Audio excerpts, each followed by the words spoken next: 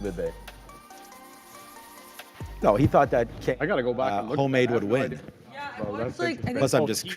I think I missed this part of the podcast. I watched about the first half, so I need to go back and rewatch everything, see what I missed there. That's All right, crazy. guys.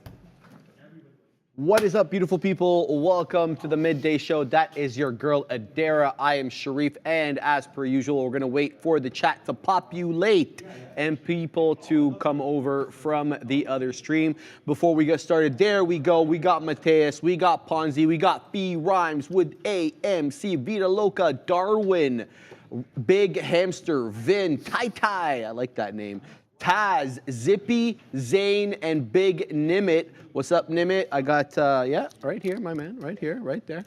I gotcha. We got T-Money, we got Gapfill. I like that name, Gapfill. Frank Hong, we got Lori B. She is a one named Sailor Moon every time. Steve J, Fred, why not? And then Big Michael Lloyd, Andrew Chow as well. How's it going, Adara? I am good. The throat is, I think, slightly better, so that's promising. Yeah, I'm just looking excited to trade. Oh yeah, lozenge, always lozenge game 2023. Good. But yeah, so best of times. Oh, someone's saying here you're getting good at the roll call. Fee with Rhymes with AMC saying you're getting good at the roll call. Well, I'll never be as good as Sean. That's kind of like his modus operandi there. But you know, we can only aspire to reach those heights. But some housekeeping. Yes. We are brought to you by Search Trader, account funding of up to $1 million. Keep up to 90% of profit. Enjoy relaxed trading rules with an 8% max trailing drawdown on all new accounts. Shout out to the folks there at Search Trader. Always like really enthralled by this big bull over here that I really want to see one day. But that's a road trip, right? You got to drive up. That's a road trip. You know, I was actually supposed to do New Year's Eve in New York City last year, and we canceled like literally the night before. Yeah, so. That was me with Niagara Falls last year, also night before, also supposed to be New Year's. Oh yeah? Yeah, weird times. So what's the look today? Anything on the radar? I know you just sat down to trade, so I'm not asking for any trades, but you've obviously been up there keeping an eye on things. Anything particularly in your fantasy today? Oh yes, NVIDIA, I mean always, it's me. I really like the look of NVIDIA. I would like to wait and see what we do at VWAP. Not saying that VWAP is always like gonna be this key level, right? Like we did have this conversation, but I think NVIDIA was really hugging in VWAP earlier. And I think also, to me at least, I wanna kind of see just above this VWAP area where we kind of started to see that stutter step to the downside as we opened. Can we hold this, right? If not, then maybe it's, you know, going to be more of a downward move. We're almost flat on the day, so I do feel like NVIDIA could go either way. At this point, the trend kind of really depends on what it does next, in my opinion. You know what I mean? So I also, though, that being said, I'm also interested in some of these payment-related names. Upstart was looking good this morning. I haven't really looked at it in a while. Oh, we definitely went to the downside here. I think this may be a decent, either a short, you know, from here, because we definitely failed this kind of area, and then this would, you know, this 45.3 where we were consolidating earlier, that could maybe be my point of exit. Interested in that. Also this, another one I haven't looked at in a bit, this BT Bit Digital. This is on the watch list along with all its crypto buddies. This one, not a bad look either. I'd like to, if we can't make higher highs, maybe we make lower highs, lower lows. Maybe it's a short. The point is basically, long story short, I'm very, I'm open. I'm ready to see what happens. Also this, you know, looking at this could maybe be even a bull flag. So we did have this big pull to the upside, and now we're maybe perhaps compressing. I don't want to make any assumptions though. Trade the price action, baby. Exactly, trade what I see and not what I want to see. So here we are. And there. All right, let's talk about this trade that we're in on AAPL at the moment.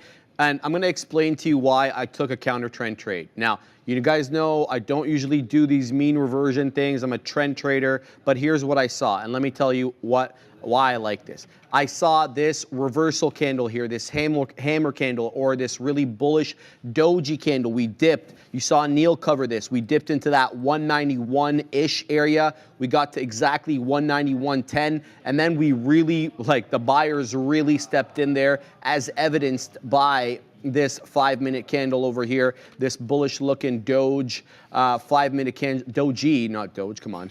Doji looking 5-minute candle over here. And then we were followed by 2 green candles to the upside. I've already wet my beak. I'm long at 42s. I wet my beak into the 72. I have the resting profit taker sitting at 82. But now we're starting to stair step back down. If it comes into my level, that's it. Just going to cut it. And by my level, I'm talking about 42s. I'm not going to give this to 191. That's not the trade here. Already, Apple's already weak. So it's not like it's pulling back off a healthy move to the high side. That's not the case here. The case here is a bit of a mean reversion pullback. I'm ideally targeting VWAP, possibly at that 192 level, whichever is first.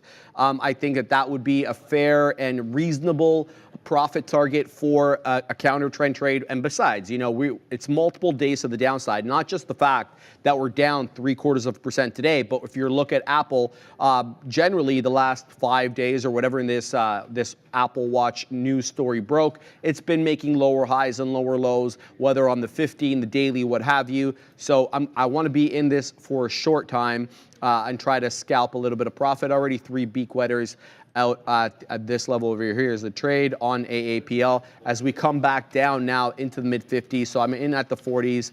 We'll see if we can hold this level. I don't want to see a lower low, but you know, I may not have a choice in this regard. Anyway, let's look at the futures. Let's see what the futures are up to, because they came into that pivot point. Now, I'm going to keep mentioning this every day because I'm going to be using these all the time now. My pivot point line is dotted green, and I'm not talking about R1 or S1. I'm just talking about the pivot point line itself. Today, obviously, we gapped above the pivot point, so therefore I was looking bullish. And if you had looked at the pre-market action, you were thinking bullish as well. Lo and behold, you know, we start trending down, but look where we're bouncing off of. It's nice that the pivot point and that 50-point level coincide. There's confluence there between them. That doesn't always have to be, right? But it's nice when there is. So all these wick candles down into the 17.050-ish area. I'm talking about 5.6, 5.5, 5.7, generally that area. All of them bought up, but you know, still negative on the day. And anytime we've ascended back up into yesterday's close, 17.083, it's been rejected every single time. So kind of this tight range that we've been in essentially since, you know, what time was that? That's 9, it says 9:10. Essentially, since over here, we've been coming into this level and been rejecting off it. So we'll have to wait and see whether we get any continuity or not. But Apple looks like it's coming back into my level unless it holds up here and starts curling back up. I'm just going to cut this. I'm not going to take any loss on this bad boy. But, you know, already wet my beak a few times. Let's see what else is moving on the day. Let's bring in the side charts and talk about these small cap gappers that were making a move earlier. Adair reported on a bunch of these. CING making a big move as well. It's since given back a little bit of profit, still up 82%. I'm talking about this one over here. It is in my you know what list right now because it did break south of VWAP. But if you were to take the rule, the general rule is you take the break of the pre-market high. The pre-market high was this candle here at 715, 439. It gapped up into 510. It's not the biggest winner, but it would have been a winner nonetheless if you had held for a little bit of a piece there. So we're going to follow our rules. We're not going to take these small cap gappers long unless and until they have reclaimed VWAP from the north side. So nothing for me right now on CING. The other one, small cap gapper du jour, I mentioned this one to you guys on the morning show, FWBI. What a rocket ship this one was earlier, but it also is breaking down south of VWAP, VWAP being around that 10 1/3. Still up 137% on the day, below $9. There is an interesting area of support here, previously resistance on this name at around this 850-ish area. I want to say between 850 to $9, okay? So it looks like we are finding some support there now, but look at this. even though we're bouncing off this 850 area, incrementally lower high, lower high, lower high, you guys get the trend here. We're essentially holding a flat bottom while making lower highs. So how long does this support level at 850, 8 2/3, 9-ish, that general area on FWBI hold on for? We already had a quick wick below that area, but it was immediately bought up. This quick wick over here took us down to 815, but it was immediately bought up, and right away we're back at 870 and change. So keeping my eye on this one, this could be a beautiful flat bottom break, or it could hold and curl back up into VWAP. But I tell you one thing, I will not be participating in this long south of VWAP. So the curl possibly into that 10 1/3 is going to have to go without me. I will be very interested though if this one flat bottom breaks through that 850 area, because it is absolutely setting up nicely with respect to its pre-market actions there on FWBI. Going to keep a close eye on that. Where's Apple at still? But a couple of shekels above my entry. I can pack my patience. CYTK. All right, so this one also up nicely on the day. What is it up? CYTK, it's up 68.5%. This one is in my good books, okay? Reason being, it's above VWAP at the moment. It's doing the dance with no pants here at 77 bucks. VWAP just a smidge below 75 at 74 1/3, at least on my chart. It's been incrementally making higher highs and higher lows. There was bamboozlement though on this bad boy at 930. Rockets up to 83, 82. Can't break that 84 level. And then you saw what it did there. Retraced back right into 71. So you would have been 10 bucks out of the money holding this monster. So be very careful with CYTK. Let me give you some deets on this one. CYTK. We're going to talk about float. We're going to talk about market cap. 7.5 billion market cap, so big. We're not going to disrespect this one. 97.1 million share float, so on the larger side. This is not a small cap gapper, but it is moving up quite aggressively on the day. Do I have a headline here? Here it is. Yeah, patent increases. Cytokinetics up over 60%, on track for record percent increase. Data talk. Okay, so there's something specific with are they selling data? What are they doing there? 1 second here. 19-year high on heart disease drug success. That's what it is. Okay. So this is a 19-year high for this stock. Yeah, geez Louise, I just realizing this right now. CYTK almost at a 2-decade high at the moment. Here's what the article reads. Shares of drug developers Cytokinetics rise 77.2%, a little bit lower now, to an over 19-year high of $81 in early trading, erasing year-to-date losses. Company says its experimental drug africametin, wow, that's a word, to treat a type of chronic heart disease met the main goal of a late-stage study. All right, there you go. So late-stage study, heart disease, all good trigger words, rocketing this bad boy up over 60%, almost 70% at the moment. So we're going to keep an eye on this one. It is in my good books, being above VWAP and all. So let's go ahead and dedicate an entire trading screen for CYTK. Is this NQ? Yes, it is. And let's have a look at the spread. Quite reasonably here, Adara. It's a 4-penny spread on a stock that's up 68%. That's almost 80 bucks. That's not typical of something like this. No. Usually a bit more spready. Yeah, that's a good look. Yeah. And I think it deserves its own. I like that you dedicated its own screen, because I think, definitely it deserves it, at least for the day. I'll do the same with my side charts. Like what I have on the side charts really depends on the day. Also, yeah, I should address this Tesla short. I'll address the Tesla short. Don't love it, I gotta say. I dislike my point of entry immensely, but I'm not getting out unless if we make a new high, right? Because the issue was I sold the dip, which is like, why did I do that? I should have sold it near the top, which I did not do. It looks like we were about to test my patience and my point of exit here as we get closer and closer to that 262. I got in at 261. For a while here, we were seeing like a very nice repeated failure of that 260, 150 area, and then Tesla decided, nah, let me not do that. I do like that we just failed this 262 though. So let's see if we can continue failing 262. I was considering maybe, dabbling in some DCA around this area, this 262, this 261.50, should we see a failure, but I do not want to push my luck here because Tesla does not care what people feel about. Tesla does not care about feelings here. Oh, young stock here, go and short Tesla so I can take your money. Haha. But yeah, I mean, pretty funny here in the chat. Who said that? A young stock in the chat, go and short Tesla so I can take your money. I am still in the sim as well for context there as well. But yeah, no, I don't like that we just broke above 262. I may need to exit this. But yeah, that's the main thing I kind of got on my radar right now, this Tesla trade. Also NVIDIA, taking little baby steps towards VWAP. Like I said, what NVIDIA does at VWAP, first at VWAP and then kind of around this area we started stutter stepping, that'll be of interest to me. If I were to go long at NVIDIA, which I wouldn't without a little bit more confirmation, I think A, I would probably buy the dip, AKA like the opposite of whatever I was doing with Tesla.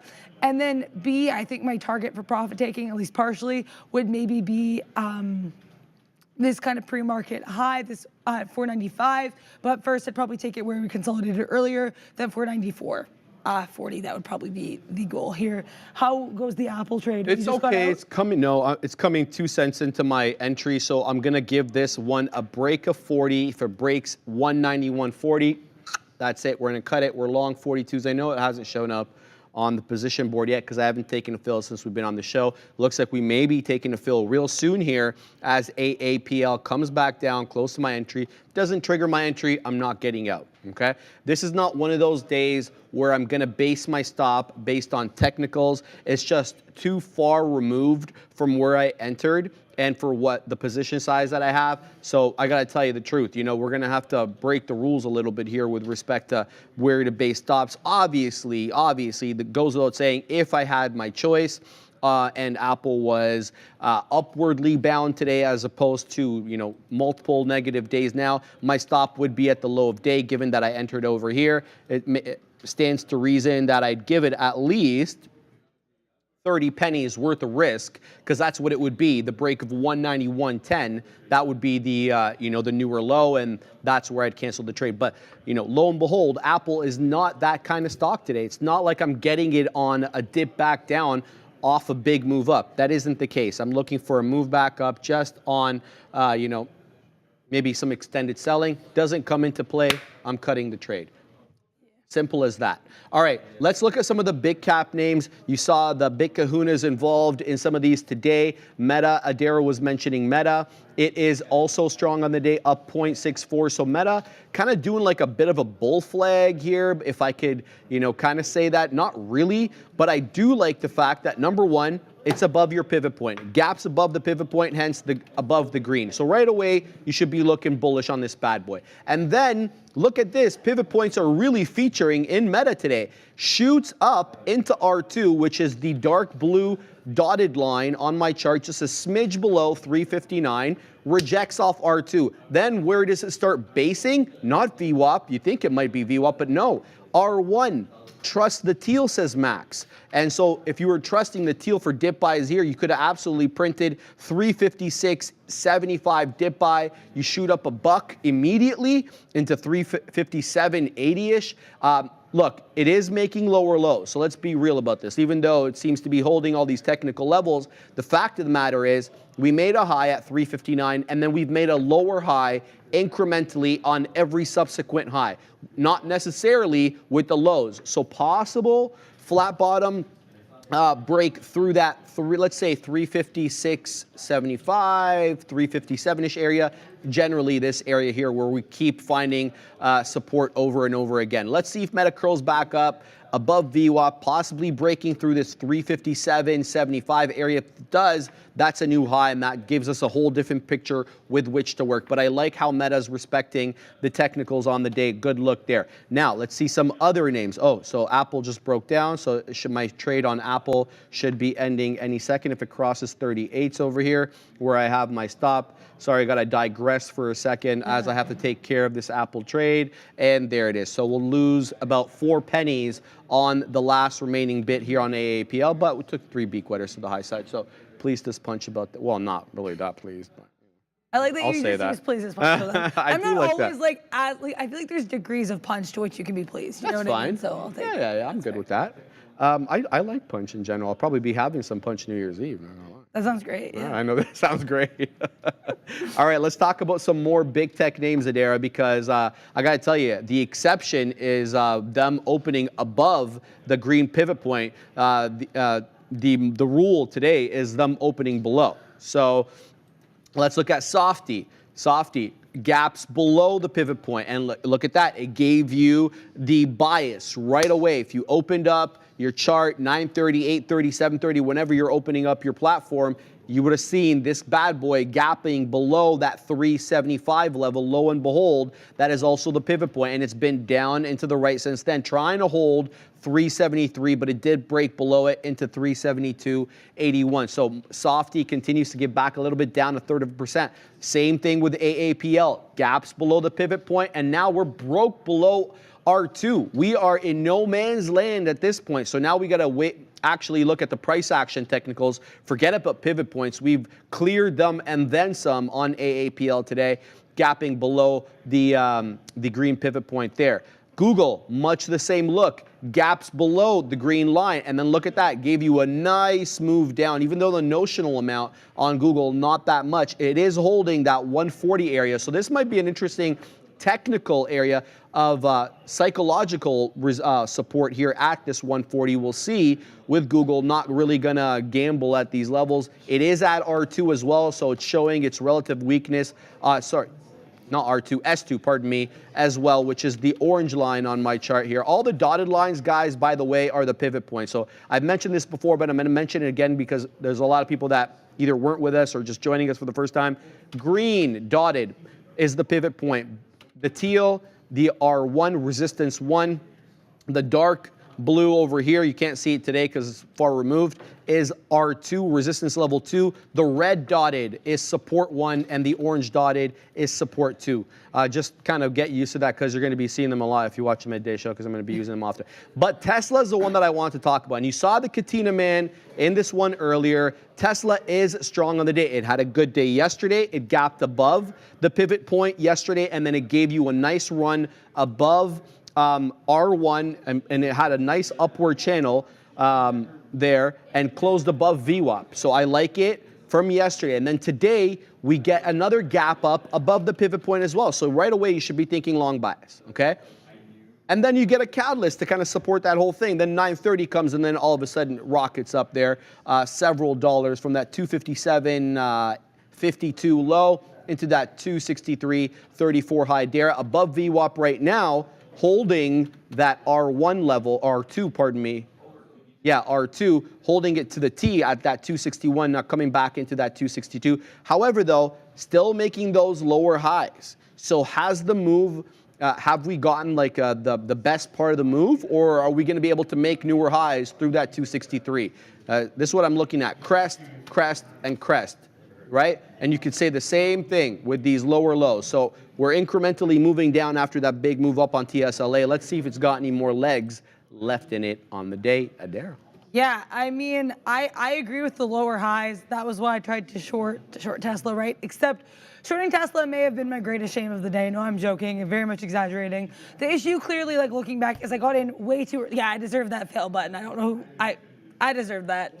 I mean, like, look at this. My attempt was, and I can kind of draw the trend line and show what I thought I was talking about. Apologies, as always, for my inability to draw a trend line like a person, but lower high, as Sharif said, right? I thought this was going to be the new lower high.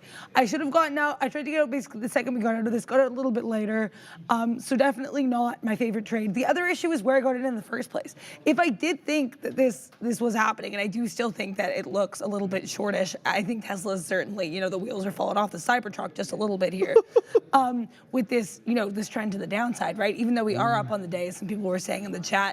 I think the issue was where I entered. I should not have entered this low. I do not know what I was thinking. I think it was, you know, probably a bit of a FOMO move. I saw Tesla moving down and was like, let me hop into the Model Y. And alas, you know, it took off without me.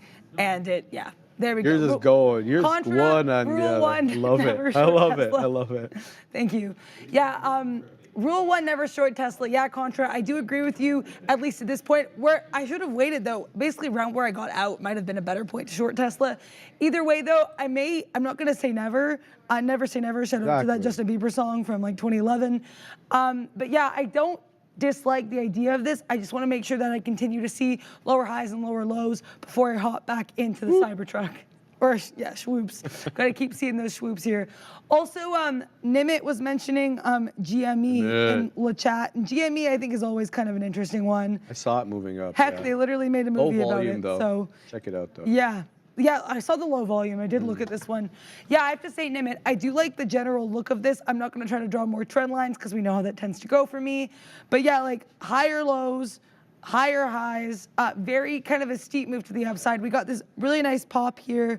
Not too much volume though in this pop at 11:15, so a little bit after the midday show began, or how to trade. But yeah, I want to look to at the daily because we are under a mill on this, and like I said, my rule is if it's under a milli, I like to not get involved. But yeah, I will say, if I zoom out on this on the daily, we did break out of a pretty long-standing downward trend here. We had some kind of nice movement here. I would say this is probably around where we broke out. This candle November 29th. I'd like to see when we had earnings for GME. I don't think it was there, but I am curious. Whenever I see stuff break out of patterns, I'm always like, what was happening that day? Yeah, not earnings. Oh, this is the volume we started getting that this kind of end of November, move. But yeah, so we're kind of seeing an uptrend now, I would say.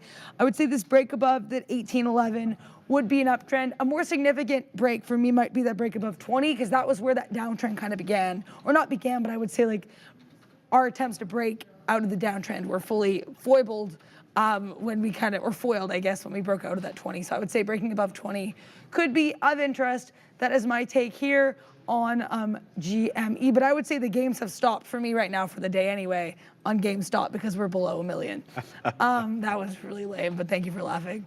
Mara, seeing so many Mara mentions here. So let's see. Oh, above 30 bucks. Or, yeah, above 30 bucks. Thank you, Sean. People are yelling about Mara in the chat, too. Yeah, that's why I pulled it up. Oh, my gosh. Okay, look at. It was $14 December 15th. That's crazy. Tell them what he said. Yeah, so Sean's saying that Mara was $14 December 14th. Let's look at the daily on Mara because I think it really demands that we look at the daily. Demands. I remember like when I first started here, this thing was trading around $8. I do remember that because I was in this thing around $8 at one point. Yeah, here we are. So we were $8 around October 23rd. Excuse me.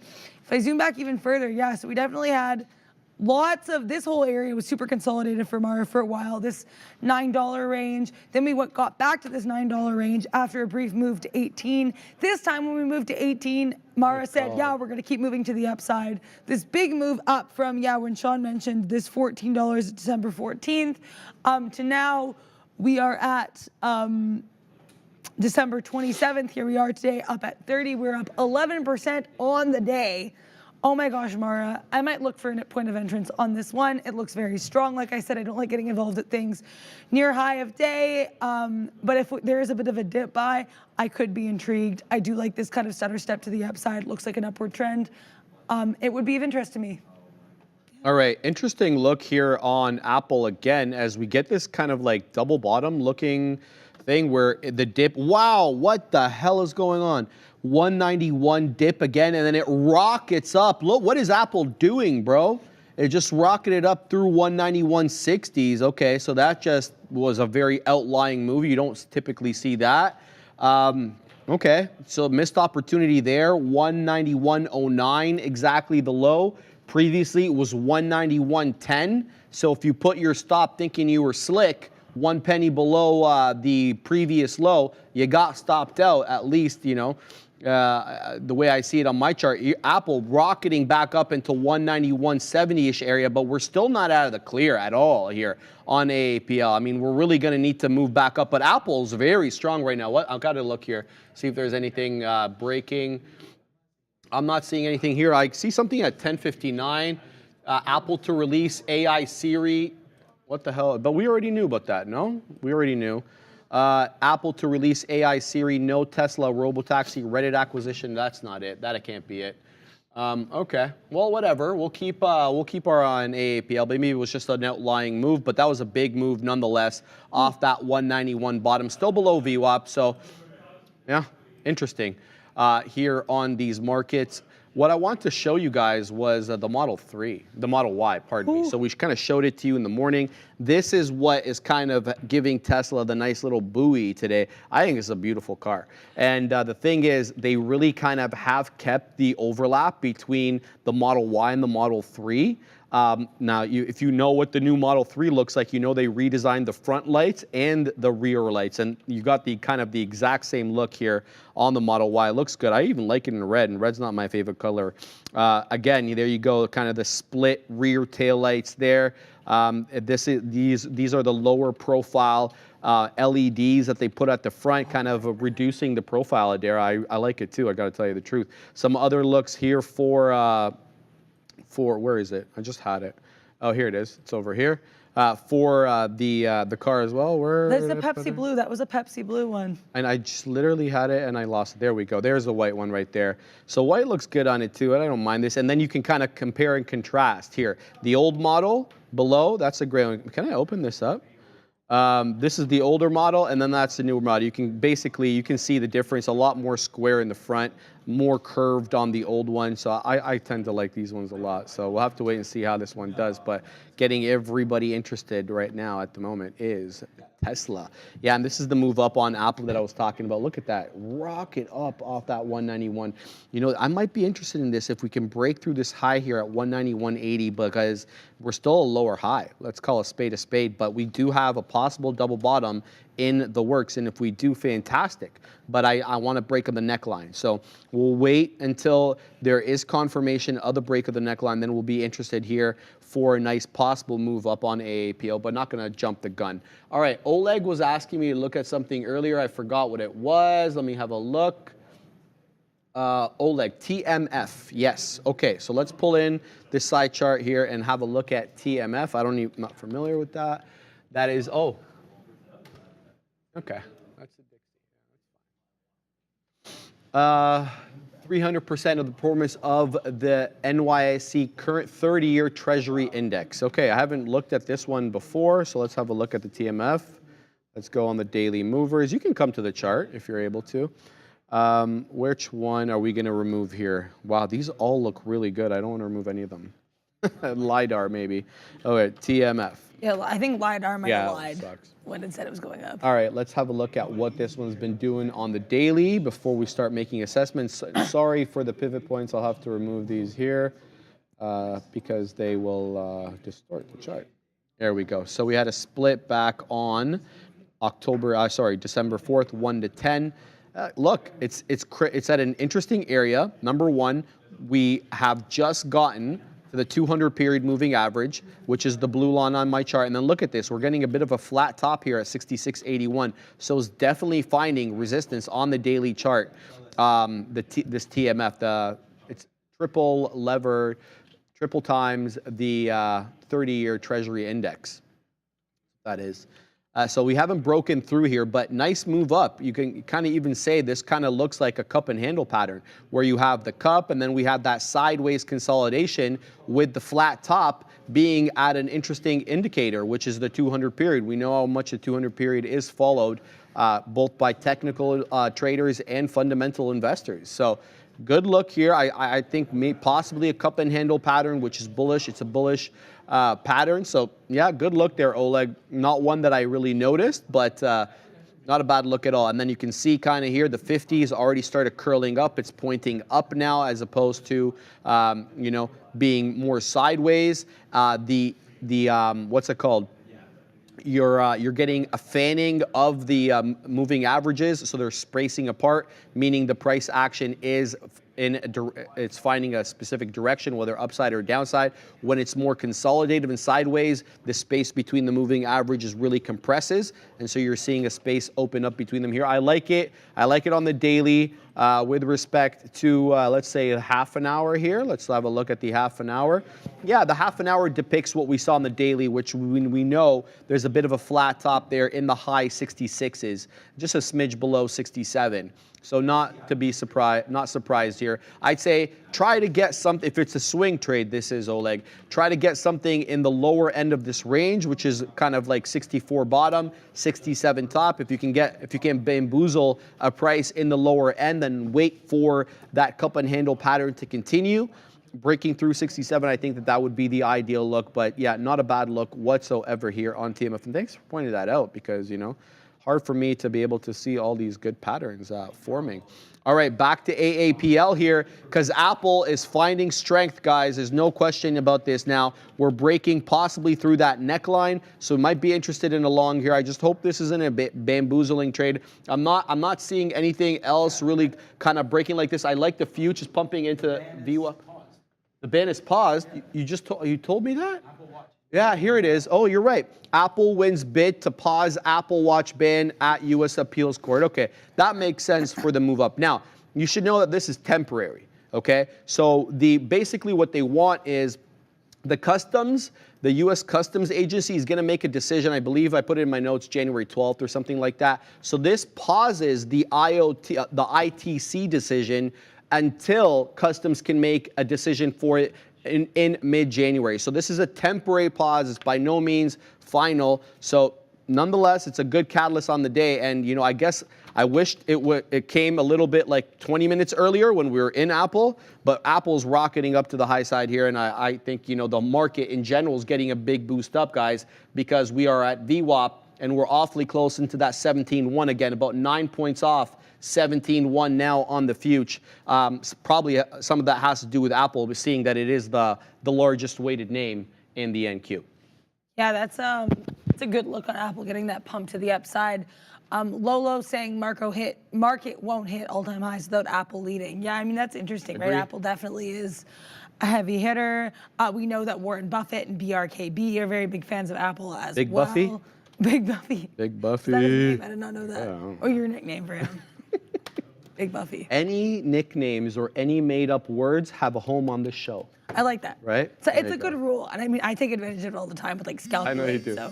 There he is, Big Buffy. Yeah, he's pleased as punch probably with his Apple trade. He's like, run it up. Yeah. But yeah, no, I'm still kind of looking longingly at Tesla. I was considering getting in a long here just to like this earlier 262.86 area. And I know I was thinking short earlier in Tesla, but we didn't make another lower low. We actually made a higher high. So we didn't make another lower high, we made a higher high. So I was like, that is of interest to me. I am curious, but also I kind of would rather wait and see what we do at this peak because like I said, I don't want to rush into anything. I don't want to be too hasty. Shout out to the Spice Girls on that. But also I was trying to get in on this NVIDIA and then NVIDIA decided it did not want me, NVIDIA. And alas, it did not occur. Alas.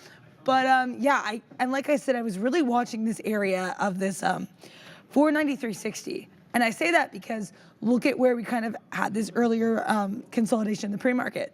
There. Look at where we kind of immediately broke off to the downside. The same area, this 493.60. Tried to get filled at 493.60, NVIDIA ran away without me. And so it was, you know, it did not occur. But I would like to see again, like I said, I like looking at kind of these pre-market levels and kind of seeing what we do from here, especially because this 495.15, beyond being kind of where we were chopping and turning and having a good time earlier here today, that's kind of where we fell from at open. So I think it could be a really interesting area to see what NVIDIA does here. We are slightly up on the day now, so it does look a bit more like a story to the upside. But yeah, if anyone has any other like catalysts or any other stocks that are of interest, I would love to take a look because I'm trying to find some stuff to trade over here. A lot of the stuff I normally like has kind of weak volume. Eli Lilly, I was looking at, but the volume here is under 500,000. That being said, I do kind of like this sort of flat top breakout we're forming, but I'm not going to get involved until we get to a mill. Because look at this. Good look. It's a really good look. Yeah. You're always on Lilly, and I love that because every time you load it up, I see how bullish it is. Yeah. It's consistently bullish. It's a really good look. Like I'll pull up the daily on Eli Lilly because this is a stock. This is like, you know how OB is with Amazon? This is me with Eli Lilly. Like I'm not like recording the level 2s or anything yet because that's dedication. But I do like looking at it and I like seeing, you know, what's it doing? How's it feeling? I do like that we're getting sort of, it doesn't have emotions, but it's all good. Try telling that to me. But yeah, no, I like when it's kind of sort of compressing here. We're not making any lower lows, which I do like. And we've been in this uptrend for a nice, good long while here. This March 2023, pretty solid uptrend. I do like the vibe. I'd like to see us kind of break out of this compression. But yeah, we were like earlier here, we were dancing around this kind of 630 area. So not a bad look at all here. Why Brothers United? You have something secret behind this Lily trade? LOL, always you were trading this. No secret. Yeah. I just like how it looks. And I do like when things are rangy, and the same with Netflix and Lululemon for me. If those ones are kind of within a range I can play, if the volume is above 1 million, I like trading them because I like kind of having built-in ranges. I like stuff that I can kind of scalp in and out of. But yeah, I do appreciate that here. Also, Nick W., can you guys look at Toast? T-O-S-T. Why the heck not? Big Nick Dub. Woo. Okay, so yeah, the daily on this is, I know Nick W usually looks like in the wider chart, so we'll go the wider in a bit. Yeah, daily, we're not doing too much here. It'd be interesting if we could make a higher high. Right now, it looks like a very, compact little move to the upside here. Let's look at, yeah, he said longer time frames, so let's do daily and weekly. Okay, daily, hello. Let's zoom out just a skosh. Yeah, daily, it looks like we're kind of breaking out of this downward trend. I do like the look of this. I'm gonna try to draw trend lines. As we know, I sometimes struggle, but it is what it is. Yeah, so we did break out. Kind of around here, we broke out of this downward trend. Now we are very much to the upside. I would say, in my opinion, this break above this, around this 18 area was kind of critical because that was where we had that big swoop to the downside, right? We broke above that. I think that's interesting. Now we're kind of at this other area that was very much part of the top of the downward trend line, this 19 area. So I think breaking above that could be interesting. Where I also think it could be interesting, at least on the daily, is what we do around this, around 2010. And the reason I say that too is because this was kind of a big area of support that we ran up to and then fell down from, right? So, and I know Sharif, one thing I've learned a lot too is the idea of support becoming resistance, right? Always, yeah. So this area of support, as we get closer and closer to this, we're about, $1 and a bit away from this. I think this 2010 could be an area potentially of resistance to watch out for Toast. Let's see, if the toast gets cooked properly there. Let's look at the weekly. That was a weak one, I apologize. So here's the 5-day / weekly here. Ooh, okay, so on the weekly, I would say very much we're kind of in this flat. Oh, we can still see my little trend lines. I love that. Yeah, I would say we're pretty much in a flat channel on the weekly, more or less. I think weekly, a level of interest would be breaking above this 20, almost 25 even, this 25 area, 25.5, because that would be kind of breaking above that top of that upper trend line. Looks a little bit more stagnant on the weekly, whereas the daily, I think it looks a bit more promising. But this is my look on, it has a name, Toast. Also, John H. mentioning Roblox here. I know Sean was also mentioning Roblox earlier today. Let's look at Roblox. Oh, the market's pumping. Oh, is the market pumping? Yeah, the market's on its way to 17.1. Just broke through VWAP.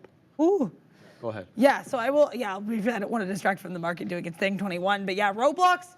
Oh, okay, hi Roblox. Yeah, I do like this. We kind of had this nice little bottom here at 1020 around that 46.20 area. Now we are seeing, get away trend lines. I do not want you right now. There we go. We are seeing these higher lows and higher highs. I think breaking above this 46.75 could be of interest. That would definitely be a decidedly higher high. But all in all, not a bad look, and congratulations to you, John H. Look at what Andrew Ditter wrote. I think that's pretty much targeted, directed to you, not targeted. I'm not trying to. Oh, I like that. I liked it too. Yeah, there's a great idiom in French that says, les carottes sont cuites. The carrots are cooked. There is nothing that can be done to change the situation. There I like you go. that. I liked it that. too. I think my parents would like that. Yeah, you can't go back. All you can do is go forward. Okay. Well, with respect to Apple, it's neither going forward nor back right now. Dara, it's doing the dance like with that no connection. pants at 192. Somebody asked me in the chat like a few minutes ago. He's like, "What technical indicator are you using to get the expression dance with no pants?" I'm like, "Trust me, dude. Has nothing to do with technical indicators. It's my insanity that causes me to say these things out loud." No, kidding, of course. But I am liking the fact that we are moving up here on the future. If we can really clear that 17.1 area on the NQ March contract. I think that'll be a great buoy for some of these big tech names. You're already seeing Tesla back to the north side. You're seeing NVIDIA nicely back to the north side as well. And even Meta, I was about to call it Facebook, knocking on the door of VWAP. So we'll have to see whether we can get this continuity. Google still at depressed levels. Amazon also down now, almost flat on the day. Down and to the right is AMZN, not doing much there, but I gotta tell you, Tesla looks awfully good, breaking through this downward channel that it had been making essentially since 10 o'clock till around 11 o'clock. So an hour of a downward channel, and then we break through that quite nicely in the knock on the door of 263 again, but that still wouldn't be the high of day. 263 and a third is the HOD, so we'll have to wait and pack our patience on that. This is what I was talking about here on the NQ. You break through that level, you go green on the day. This white line over here, that's yesterday's close. You know how important they are, closing prints for me. For support and resistance levels, 17,083 is the previous day's close, the white line.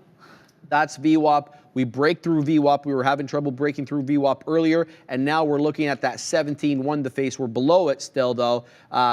So that's what I'm looking for that level to be retaken. These 100-point levels awfully important for me, but doesn't look like we're going to do it quite yet, so we're going to have to wait a little bit to see what we get here. I'm still involved in this Apple trade, long 98s. We're knocking the door of 02s. I've got a beak wetter there at 12s, so we'll see if we can get that continuity through 192, because 192 looking like a top right now. I got to tell you the truth. Here we go. We're going to go into 192.10s possibly on AAPL, still down half a point. It is a counter trend trade, but keep in mind, we got that headline in about 20 minutes ago or whatever about the appeal pending the decision of the customs agency and whether or not, you know, that will affect the long-term sale of the Apple Watch 9, the Apple Watch Ultra 2.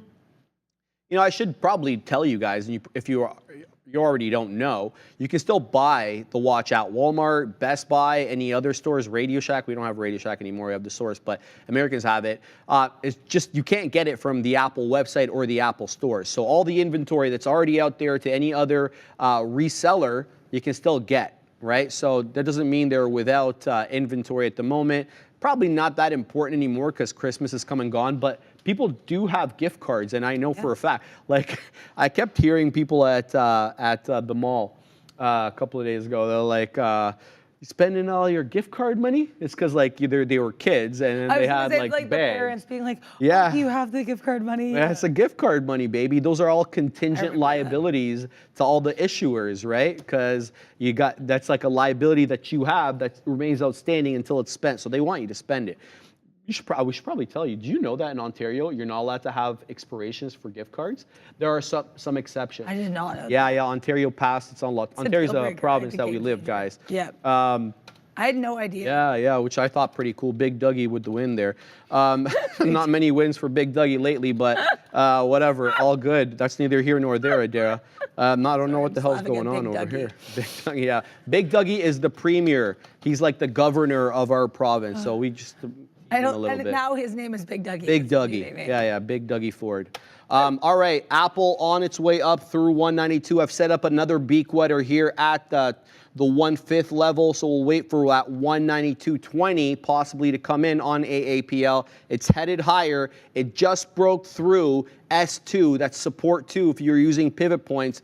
So that's good news because it had been kind of consolidating below that. So I'm looking for a move up into the 1/5 level. We'll wet our beak there if we get a print. But the future, not really, you know, cooperating right now. I was really pining for a 17.1 break. We didn't get the 17.1 break. Maybe we'll get a VWAP hold and then another move back through 17.1.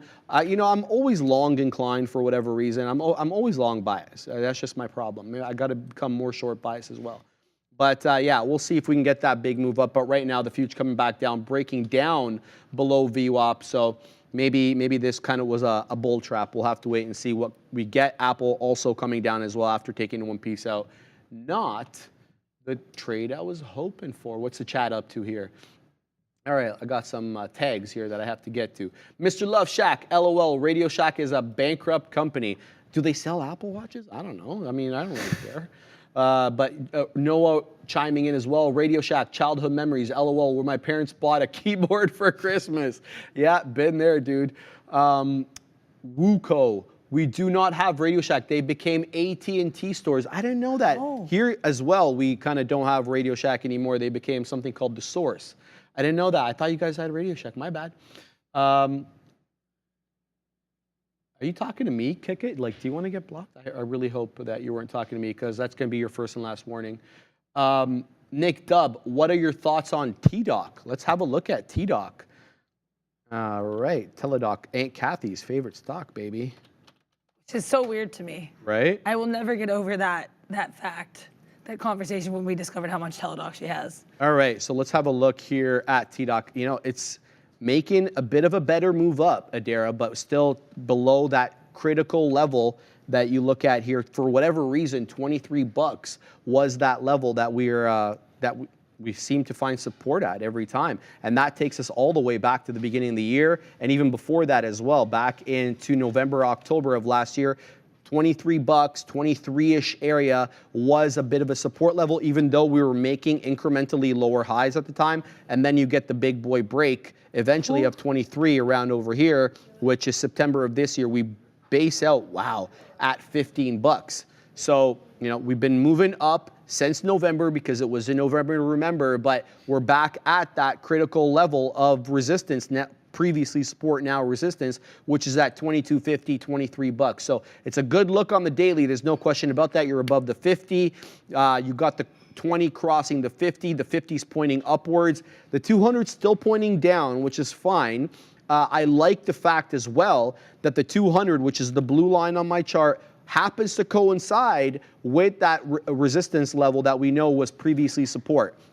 It's nice when there's confluence between those two, when either the price action or indicator are both pointing to a particular price or a particular level for importance. So I like the look on T-Doc. I'd say, you know, wait for a decided break above this key 23 level, and then you can maybe get in a nice swing here. You know, I got to tell you the truth. Teledoc is, you know, possibly the future. At some of our clinics, my family owns clinics with the pharmacies, we have what they call a virtual doctor, where the doctor is in the actual practice, and then he basically webcams over to all these other smaller cities in Northern Ontario that don't have doctors, and he basically sees them directly via webcam, can write them a prescription. It's faxed over to whatever pharmacy they want. It's pretty cool, but it's obviously quite limited based upon the fact that, you know, you can't do a physical inspection of the person. So a lot of it, you got to send them off to labs, and then they get their test results back. The doctor reviews it. Nonetheless, it is a workable system, and I think it's just really only going to get better. So Teledoc is interesting for me for the long run, but, you know, let the price action dictate here, baby. And if the price action says buy above that 23, hit it. If not, you know, stay on the sidelines. Big Dougie is a regard for... Okay, I don't want to read these out loud in case they're bad, so I'm sort of just reading them quickly here. Andrew Ditter, CELH up 5% on the last 2 trading days. It's on its way up to 60. Let's have a look at CELH. Why not? Let's bring in the side chart over here and have a look at CELH. Celsius Holdings. Okay, what a good looker this is on the day. Ooh. Nice bull flag, kind of continues. We're at highs. We're doing the dance here with 55s. What's the daily show us, though? We got to get, oh my goodness. So let's remove this candle over here because it's distorting the price action. Okay, so it's a nice upward trend. I like this. This is a great looking chart, man. Oh, that's a good look. That's a good looking chart. Up and to the right with really, you know, with higher lows, higher highs, a bit of a consolidation area as of late. I want to say from maybe September onwards, we've been kind of making lower highs, but the general trend, the larger trend to the high side. Now, so this means you could pick your area to get in. And quite frankly, if you bought off the 200, Alfred's here, so I got to go get him. If you bought off the 200 EMA here, you're in an absolute print factory because you bought at 49s. We just hit 55s. Look how many times it touched the blue area, which is the 200 period on my chart there. It's a good look. I like CELH. Obviously, you know, you're breaking the lower highs little trend that we had by today by breaking into this 55 area. Obviously, you can see that we have resistance at 60 and again probably at 65 before we even get to that $69 area that we got to in early September. So I hope that helps. I got to go because Alfred is at the door. Yes. So while Alfred is being escorted into the Bat Cave for day 2, I will, you know, we're going to chat a little bit more. There were some comments in the chat that I liked that I would like to shout out here. Chef Joe, Sharif was like an option here. Apple, 191. Do we hear 192? How about 193? LOL, love it. Yeah, it's a great time. You know, we're having fun. We're shouting out. I was saying, like, when I first got here, it's really interesting. It almost, in some ways, it feels like sport, you know, with like the sports commentators, like yelling at stocks and levels, and I don't know, it's a good time. Also, Roger here with the Christina Aguilera shout out. What a stock wants, what a stock needs, whatever makes it pumpy. I like that. And I got that song on my head now. Yeah, I am in a meta short, so we'll talk about that for a moment.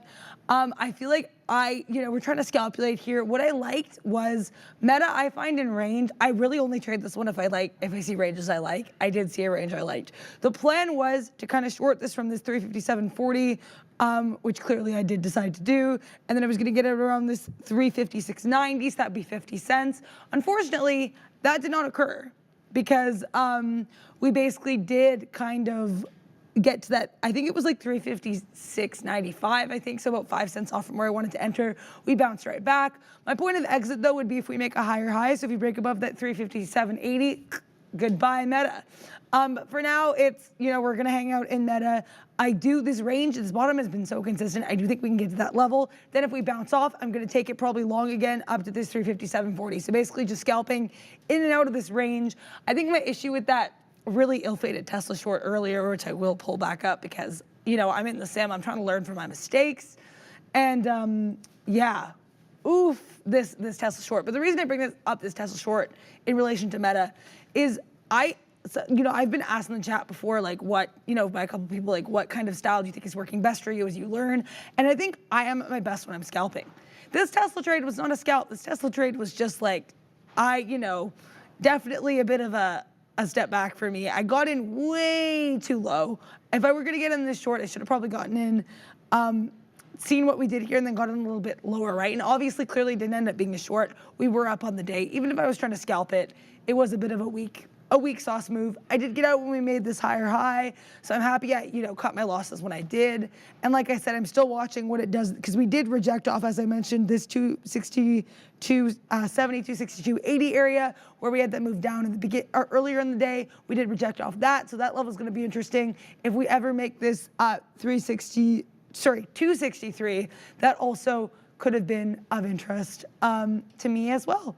But yeah, so I think I like kind of seeing key levels, and I think because I feel like I'm also getting a little bit better at identifying levels, I'm just kind of kicking myself for what I did here with this Tesla. But all you can do is look forward. You can't look back, like that carrot saying that was, I believe Andrew Ditter dropped in the chat earlier.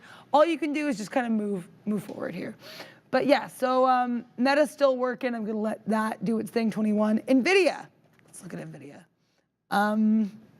So like I said, I was like, let's see what NVIDIA does around this 494.40, and it did around 494.40. We did have a skosh of a dip here. I'm going to keep an eye on this because NVIDIA is still a little bit up on the day, but I do think like this one, earlier we were about flat, right? So I think NVIDIA definitely, we're only about 0.3% up on the day. So I kind of want to wait and see what we do here. I am open to see what happens. And Anuvu saying Lily moving. Well, don't mind if I do. Don't mind if I take a look here. Like I said, Eli Lilly, it's always a bit of a volume struggle with me. So we're still at about 500K for volume, so I still would not get in. I do like the look of this though. And the reason I say that is because we did have this kind of upward channel. We all had almost a double top here, this 576. And then we had this nice bounce up. I really do like the look of this. I have to say, I looked at the daily on this one earlier. Looks like we're trying to break out of a compression pattern. I'll pull up the daily again. But Yeah, oh, RIP my chart there. But yeah, no, I think definitely up. I think it was like 130 on the day. So not a bad 1.3%, sorry, not 130. So not a bad look at all here for Eli Lilly. Yeah, I'm not gonna pull up the daily on that again because I'm worried about the chart. But yeah, Meta's still hanging out here. And I realize this is kind of counter trend because we are up on the day, but like I said, I have a very clear target here from my point of exit, which is that 356.90. Also, Alfred has entered the back cave. We're just getting ready there, so just shout out for everybody waiting for Alfred. He is on his way. Oh, hi, there's two of me. But yeah, airlines red apparently. Any specific airline? Let's look at CCL. Is there anything on these airlines? Let me see what I can find. Bless you. Yeah, airlines definitely are red, not seeing anything. Yeah, so here's CCL. This to me looks like clearly lower highs, lower lows. Looks like we are not making that 18.4. You know, if we do go up, I'd like to see what we do at 18.4, but I might actually look at these airlines for a short, because like I said, I've been, you know, we're trying to branch out of the whole large cap kind of world. So that could be of interest to me. I do like the look of these airlines. Let's look at Boeing as well. Not that that's an airline, but it's plane adjacent. I mean, plane adjacent, they make planes. But slightly down in the day. Yeah, I guess like we do have these lower lows. Volume on this is lower actually than Carnival. But as we've been saying, like I feel like last week we talked about this as well, and Sharif had some really solid analysis of this. Boeing is crazy strong right now. We do have sort of this consolidation though, around this 260, 265. Like chop and churn over here, starting about this December 15th. So about 2 weeks of trading. But yeah, no, I really do like the look of Boeing on this daily chart, but I think what we do in this range could be key because we have been stuck there for a little while. Yeah, definitely like a move to the downside, but no specific catalyst on this. I more just pulled it up because of what the airlines have been up to. So there we go. Mara, also people mentioning Mara continuing to be strong. Yeah, Mara being strong is not a huge shock at this point. Mara has been crazy over the last little bit here. Mara up 12% now. Ooh. Yeah, I do like the look of Mara. I think if we continue to see these higher highs, not a bad look. It does look like there are dip buying opportunities. And let's put it this way, I would not be shorting Mara. I do not, again, no advice, but yeah, I think the concept of shorting Mara would be very scary to me at this point. We are getting close to that high of day of that 335.5. Yeah, sorry, 35. So I think this is like a really interesting look.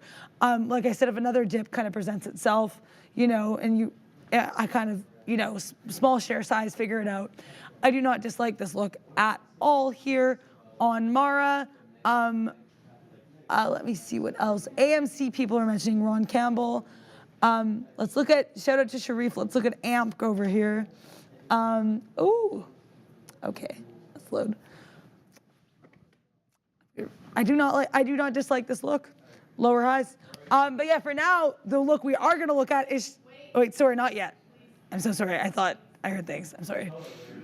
My apologies. We are still looking at AMC, which is getting a nice move to the upside. Yeah, I'm not seeing any news on this name, but all of these, like I said, I was looking at Warner Brothers Discovery yesterday. A lot of these, specifically Warner Brothers and Paramount with those merger news, I feel like a lot of these kind of film and studio related stocks definitely making moves as of right now. So I think definitely something, okay. Well, now we are good to go. I'm so sorry for the confusion earlier there. To Alfred and Sharif, having some chats about value investing. Let's go over to the big desk and see what that's all about.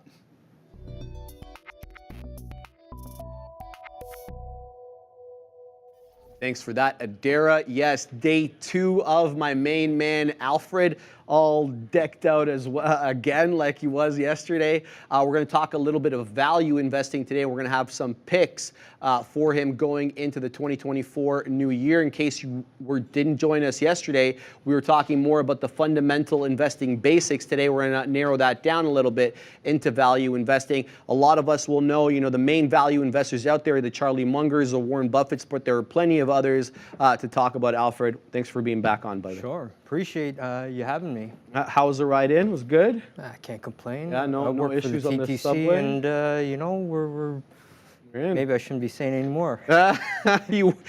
Full disclosure, he works for the TTC, so he can say what he wants. All right, let's start. So give us a little bit of an understanding. What specifically is value investing? What are we doing here that differentiates us from regular fundamental investors, Alfred? Sure. Value investing to me is like a all-encompassing philosophy, right? So I feel that everything's value, you know, like there's nothing to say that there's a differentiator between growth and value, right?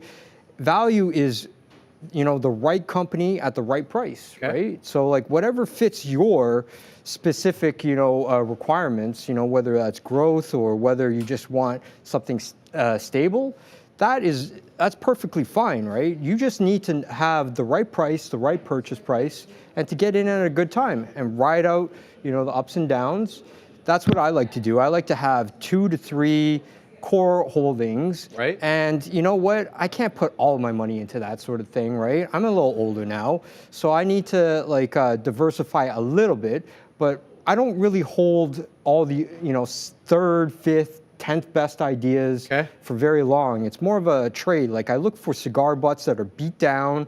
I look for things that I can, you know, get a couple quick puffs out of, you know, make a little bit of a, you know, return on my cash, you know, that type of thing, right? And, you know, wait for, you know, some of my more desired core portfolio holdings to go down, or for new, you know, new companies that I'm interested in to finally meet like a buy level that I'm interested to get into at.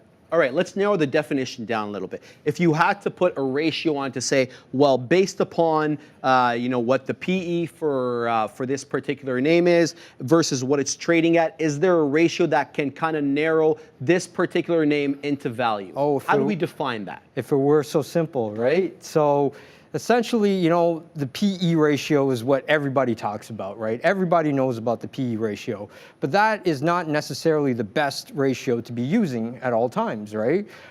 So it's great for like stable, long established companies such as, you know, your banks, your Apples of the world, that type of thing, right?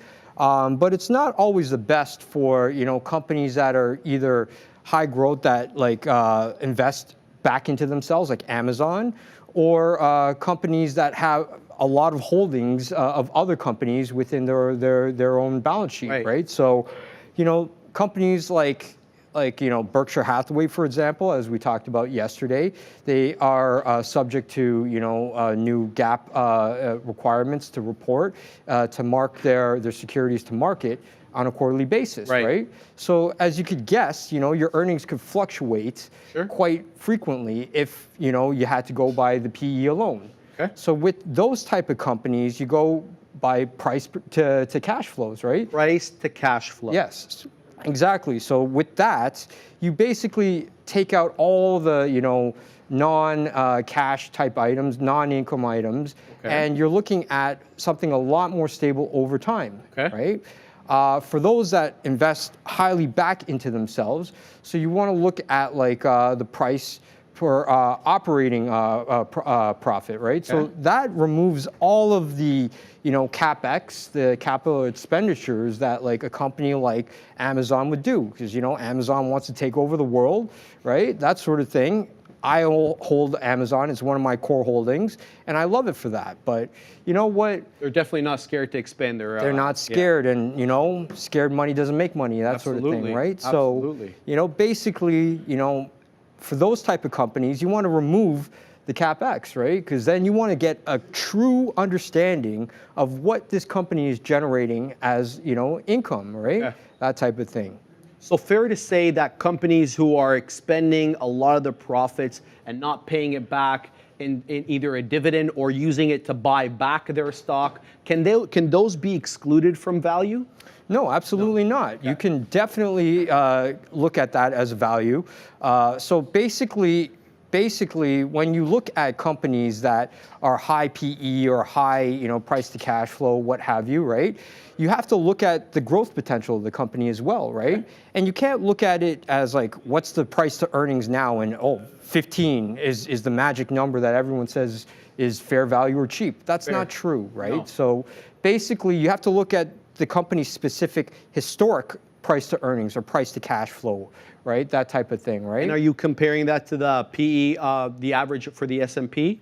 No, absolutely not. You don't. Each company runs its own race, right? So basically, you need to know that company through and through if you're going to put serious capital into something, right? Like I was saying yesterday, you got to know your investments, quite intimately if you are going to put significant money into it, the way I do, right? So basically, you have to look at the historic, and if like Amazon, typically they have like a price to operating cash flow, you're looking at like about 20 historically. Anything that dips under 20, that's a good time to buy. That's an interesting time to buy. So yeah, that's a great time to buy. Right now we're sitting just above 20, I believe, give or take. Don't hold me to that, right? Okay. But it's nearing the buy zone, right? So that type of thing. You want to look at all of the historics of the organization, right? And if you see any like divorce from like history, right? That's when you want to start looking into the facts, right? And see what's happening here. And why. And why? What's causing this? What's Very causing interesting, this? yeah, because oftentimes we have sell-offs not based on fundamentals, but based, on market sentiment. We hear a lot about the term value trap. And, I'm sure you're probably familiar with that. You may not like the term all that much being a value investor, but can you tell us what a value trap is and how to avoid it? Sure. Value traps happen a lot, so there's a reason why sometimes, companies are cheap, right? There's a reason for that, right? Sometimes, you're losing market share, you're not profitable anymore, or, there's just new technology coming in on the scene, right? That type of thing, right? New competitors coming on. Maybe you didn't have as strong of a moat as you thought you did, and maybe you're more commoditized than, initially thought, right? So in that type of case, there's a reason why some companies are eternally cheap, right? People, like banks are always cheap, right? Why are they always cheap? Because you know what? I don't care which bank I bank with. You just give me the best, product for me, right? And then I will consider switching accounts, right? Like there is like some friction with switching accounts, but of course, nonetheless, if some bank is offering me way higher, savings rates, I am going to consider that very heavily. Sure. Right? Okay. So, to be fair, what we're really looking at here is cash to price, cash flow to price. That would be kind of your number one indicator to look at, and then a more thorough analysis of the history of the PE to see if there are any outlying events where the PE is really depressed below the average to signal a good buying opportunity possibly, but you have to look at the overall macroeconomic situation. You do. The one caveat that I would add to that is that basically, you want to look at why are things going down. Are we going down for like a short-term headwind? Like some of the stocks I'll be talking about right now in the upcoming future, right? Or are we like seeing a significant decline in the company's profitability and maybe permanently impaired, right? That's something that you need to figure out. All right, so you have a couple of names for us here, and you were messaging me them earlier. The first one is, give me the ticker. ADM. ADM, and so that's for all Archer. who are wondering, this is Archer Daniels Midland, and here is the look at it. He mentioned this to us yesterday, guys. So obviously, I mentioned this yesterday. There's a bit of a support area here at $70 that takes us all the way back into July 2022, when every time we seem to be holding this level. But what you must notice, just from a technical sense, and then we'll get Alfred to chime in on the fundamentals, is we have incrementally lower highs while holding that 70 level. Alfred, why do you like this company? I like this company because it's essential for life, essentially, nowadays, right? So ADM, it's in the wheat and oil production business, right? It is in multiple segments of the industry, right? You're looking at producing wheat, you're looking at processing wheat, transportation. Same with oils, right? Okay. It even has a little bit of a commodity desk to kind of hedge against, future fluctuations, So it's a quite an interesting company. It's a very undemanding, price to earnings ratio right now. It's a historically strong company. Okay. 90 years of paying dividends, something like that, something ridiculous like that, right? Great. This is a very strong company. Basically, you're not going to go in there and you're not going to compete with ADM anytime soon, right? Okay. So right now they're facing a little bit of like, certain factors that are causing the price to drop off, right? So you're looking at like last year when was it last year when the Ukraine war started? Yep, It's starting, it's starting to, blown by. right? Like, so Ukraine is the breadbasket of Europe and partially the world, right? Canada's another breadbasket, right? So Archer's Daniel Midland, they're in 2022, they were capitalizing on, the high price of wheat, right? Okay. Now wheat's coming down a bit, right? And they're facing the short-term headwinds. But that doesn't mean that they're going to stop growing. That doesn't mean that we're going to stop eating wheat. And Exactly. seed oils are in everything processed these days. I know you don't eat any because you eat that super clean diet and that's why he looks like this, right?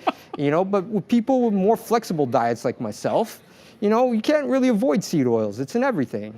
I like some chips. I like some chips too, just on the weekends. But no, to be serious here. So some input costs were affecting this because transportation costs had gone high during the pandemic. The cost of the container was ridiculously high. Diesel, in terms of transporting on land, was high, and that affected food prices as well. Input costs for fertilizer, machinery to do all this farming, all these play a factor in this type of thing, correct? Absolutely, right? So, like I said, we're not going to stop eating processed foods. We're not going to stop eating wheat and wheat-based products, right? Anytime soon. This is a short-term headwind in my opinion, right? It's close to 30% down, right? Now's a good time to scoop in and grab a couple shares. Could it go lower? Yes. If we are at the beginning of a recession, right? Archer's Daniel Midland has had the history of, dropping with the rest of the market. So, I wouldn't say, go all in on ADM, right?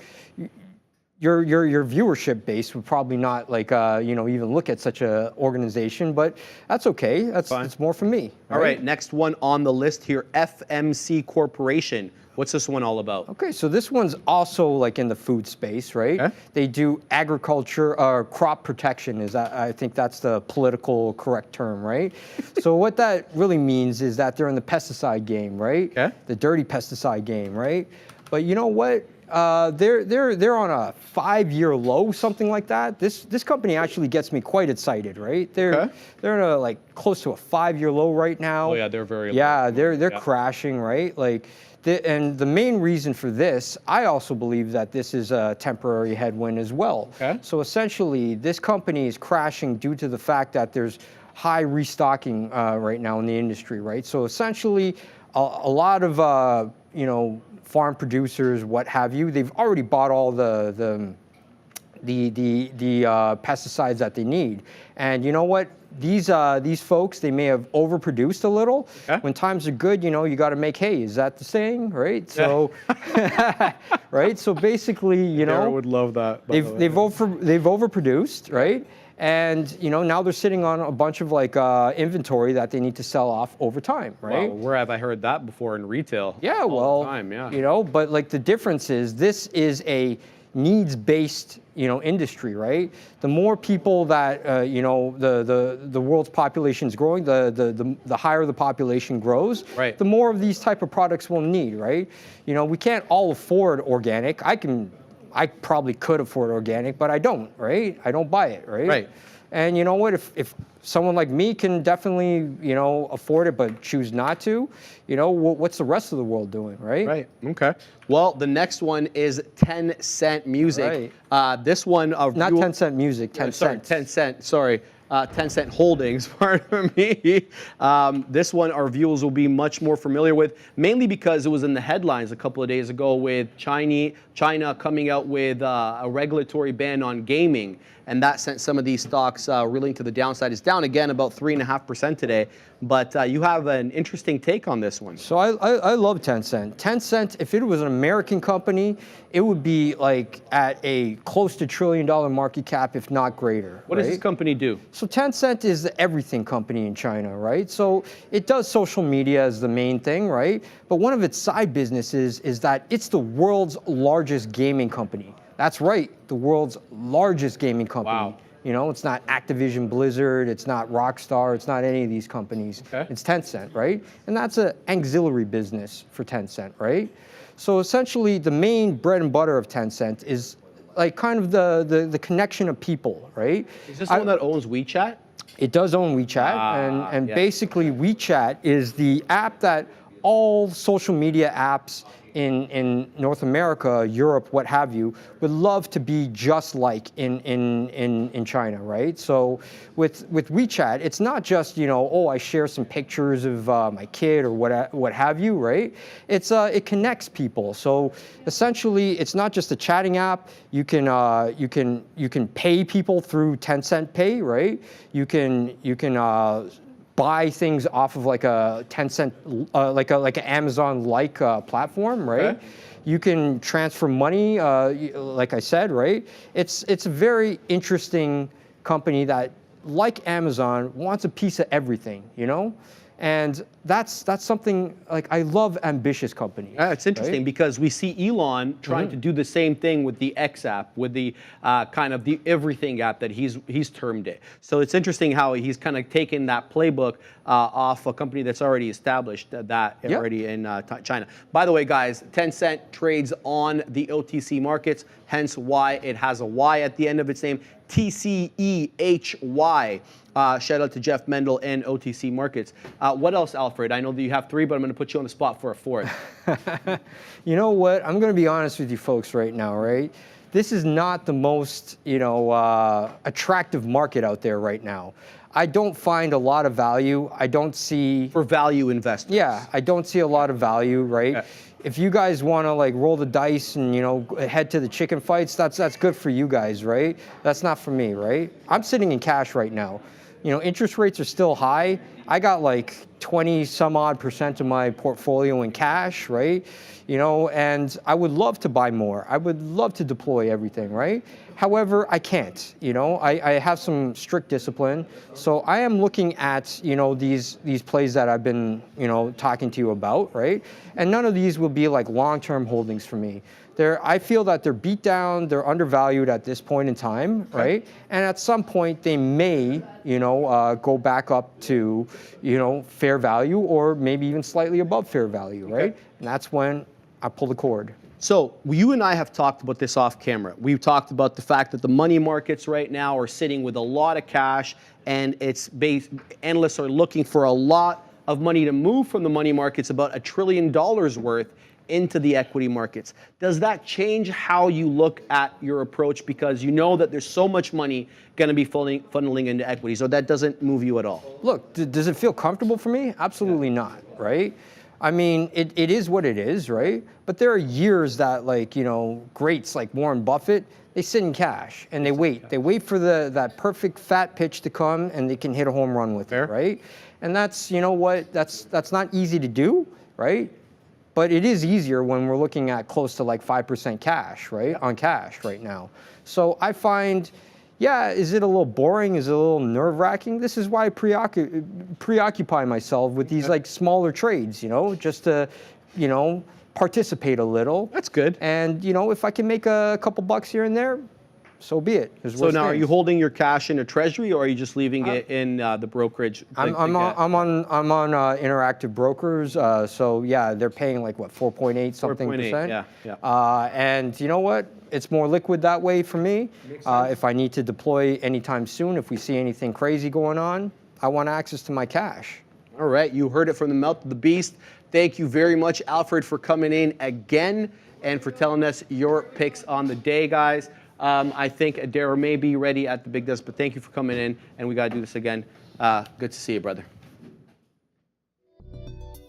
Sorry, I didn't know she wasn't ready. All right, it's all right. I'm good to go. Hello.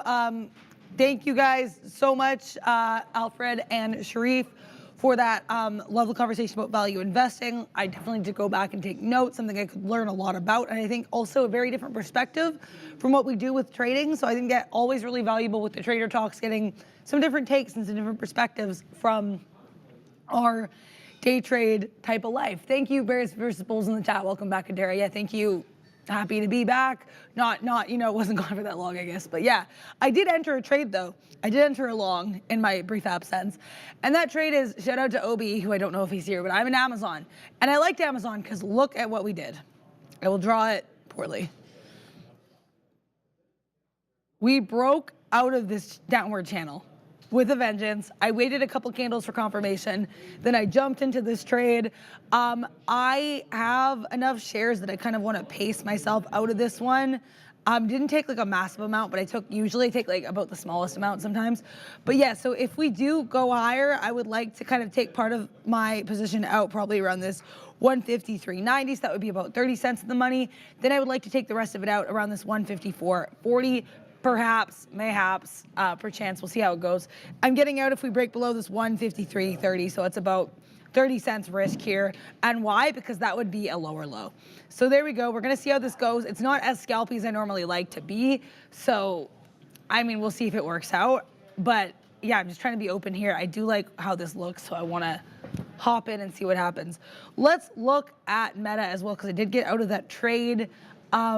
Because I realized it was kind of like we were forming a bit more of a roundy face. We kind of broke out of the range. I did get out. That being said, though, it looks like the Meta short is still potentially on the horizon here. So I'm not going to say no to getting back into this if we go back to that area I entered in the first place, that 357.40, because that seems to be an area from which Meta sinks and falls with a vengeance up until that 356.80. My range studying of Meta earlier today kind of suggests this, so we'll see how this goes. Also, Tesla continuing to hang out around this, if it pulls up, this 262.80 range seems to be very much of interest for Tesla. Fell from there, came back up. Guess what we did again? Fall. Failed wicks to the upside from here, over and over. So I do think that this kind of failure to capture 262.80 could be of interest for me for Tesla. You know why? We're seeing lower highs. So I think this is an interesting look, I have to say. But that being said, I do feel like, you know, we kind of we had this earlier resistance, now we're kind of seeing support around this 262.20. So that's an 80 cent range. It doesn't give me that much to work with. Or sorry, not even 80, that's 60 cent range. So we'll see how that goes, how I feel about this. But yeah, do not dislike what's happening. I just want to wait for a bit more confluence. Shout out to Obi, a bit more, you know, a bit more to happen in this name, if you will, before I enter, because we made the mistake of entering too early over here, and that was a bit of a sad time. So here we go. Yeah, let anyone else looking at anything in the chat, let us know. Also, yeah, Neil and Nicola, apparently, let's look at, I've not looked at Nicola in a while, so I'm just curious. I want to look at Nicola. Ooh, that's a good look. I honestly have nothing else to say except Nicola's looking really good. That's beautiful. Yeah, we had this kind of movement lower in the pre-market. Then we kind of continued to the downside for a little bit here, just these lower lows. Then we had this beautiful swoop to the upside, starting around this 87 cent area at 11.15. Took a little pause, came back 88 cents. And yeah, that's just a thing I saw that I was like, may as well pull that up. I like the look of that. Amazon continuing to be a skosh stagnant. Please shout, keep shouting, pump it. I need Amazon to pump, so I am pumping it for Apple, baby. Oh, that's fair. Oh, baby, 192.50, here we go. It's time to wet our beak here, Adara. Shout out to Alfred, thanks for coming on, buddy. Yeah, that was great. Yeah, you know, I was trying to push him for another one there, for another pick, but alas, he wouldn't give it to me. Here we go, though. Apple looking real good. The double bottom looks like it manifested quite well here. Let me just, Adara, actually, let me just send it back to you real quick because I have to log into my platform again before I do this whole analysis. Yeah, for sure. So Amazon, yeah, kind of chopping around my point of entry, swinging from the vines here around this 153.60. I would like it to make up its mind, so I can make up my mind. But no, I'm joking. I do like the look of this. I like that we broke out of this downward trend pretty strongly, and I do have my points of exit planned, and I have a stop plan. So I'm gonna try to relax a bit more in the trades. I will say, I'm kind of a nervous trader, and I know I'm gonna paraphrase. I know Sean said something about a nervous trader is a deficient trader. I'm paraphrasing that. But yeah, I think that whole idea is pretty, it makes sense, right? Because it's like if you're worried, if you're being held back, paralysis by analysis, right? If you're kind of getting held back from with your fears and not letting yourself trade, then you can get out, you stay out of trades early, you stop yourself from getting into trades that have potential. So I think it's a really solid thing to set. Also, Irv R saying, I like your Amazon trade. Thank you. We shall see how it goes. But I do, yeah, I don't dislike the look of this at all. Amazon is slightly positive on the day. So yeah, here we go. Here we go. Good times. FWBI, this was one of our earlier small cap pals over here. This was it's a biotech, and its name was First Wave Biopharma. Yeah, to say we fell is would be accurate. I don't want to, I'm trying to, don't assume patterns or anything, right? But I would say this is sort of a head and shoulders with a very crooked kind of hunchback neckline over here. We had a shoulder, here's the head, here's the shoulder, the neckline's kind of around here, and then we fell off. It's a very weak kind of head and shoulders look, but yeah, here we go. This is, yeah, I love how you keep saying "here we go" because anybody who knows anything about football knows that that's what the Cowboys quarterback starts. Yeah. Oh, okay, I don't know why I'm here saying we it today. go. Yeah, that's like kind of his cadence thing, and it's. Yeah. Do you remember Peyton Manning when he would yell "Omaha"? I know who Peyton Manning is. Do you remember the Omaha time? Because he didn't always yell Omaha. It's when he moved to Denver. I know he has a brother. Yeah, okay, Eli, yeah, okay, kind of that's cool. But no, that was the whole thing there. And Neil, the second I said, here we go, all I hear is Neil on the side, boo. So Neil making his feelings felt or known, about the Cowboys. Look, I get it. I don't dislike the Bills the way he dislikes the Cowboys, though. So I got to put that out there. He's like, the Bills didn't beat the Cowboys 2 times in a Super Bowl back-to-back. So, the feelings may be a little different. I respect that. All right, guys, Apple is an absolute pump factory to the high side here, baby. Look, I didn't even get a chance to have a look at the future because I'm still waiting for my platform to load up. But we were knocking on the door of 191, we were about to break the 191 level, and now we're talking about 192 1/3 here. Ooh. So Apple pumping to the high side. It's a good look. We're still negative on the day, Adara. I got to tell you, that 193.05, I'm staring at that level. The reason being, that's yesterday's close, and that's where I do expect we will likely find at least a momentary, area of resistance. But I got to tell you, this Apple trade is just headed to the dang high side here. We're about to break that 2/3 level. We've broken the 2/3. Now we're knocking the door of 3/4. I'm talking about 192 3/4. Apple to the upside now only down 1/5%. In terms of levels, I just earmarked yesterday's close, but there are levels before that. The first being obviously VWAP. We want to break the volume-weighted average price on our way up, and we did that in spades. In fact, we broke it and then used it as a level of support. Case in point, these 2 candles, these are 5-minute candles over here, both of them finding a level of support exactly at VWAP. So we take that level, then we break through S2. This is the orange dotted line. That's support level 2 based on the pivot points. Again, can keep using these. And then above that was S1, support level 1. We blew through that as well. So this is what I'm looking at. We're looking at 193, and if we really get gangster, we're going to break into that 193 and 5 cents because that is technically the close yesterday. I don't expect to get green on the day on Apple, especially on temporary news, but that's fine, right? We're going to have to wait for this to actually settle in finality, not a temporary interlocutory, relief. we're looking for finality on this before this one really pumps to the high side. And I don't know, it's just my guess. I think this is going to be a business resolution rather than a legal resolution to this matter. I think it's going to be tied up in courts way too long for Apple's liking for them to take the legal path. The interlocutory legal path obviously is to gain some obviously bargaining power in the process of resolution with Massimo, but you know, the sooner they get this done, the better, quite frankly. So we'll have to wait and see, but we are now knocking on the door of 192.70 on AAPL, and we'll see if we can get that move into 193. That's what I'll be gunning for there, Adara. Now, with respect to the future, we really haven't changed much of the look here on the future since I sat down. Apple's pumping, but the future is kind of doing the same thing, knocking on the door of 17.1, not breaking it. We had that ascent over here at around 11.40 when we got into that 17.097, and we haven't been up above that yet since that time. This candle's coming awfully close with the high being 17.096.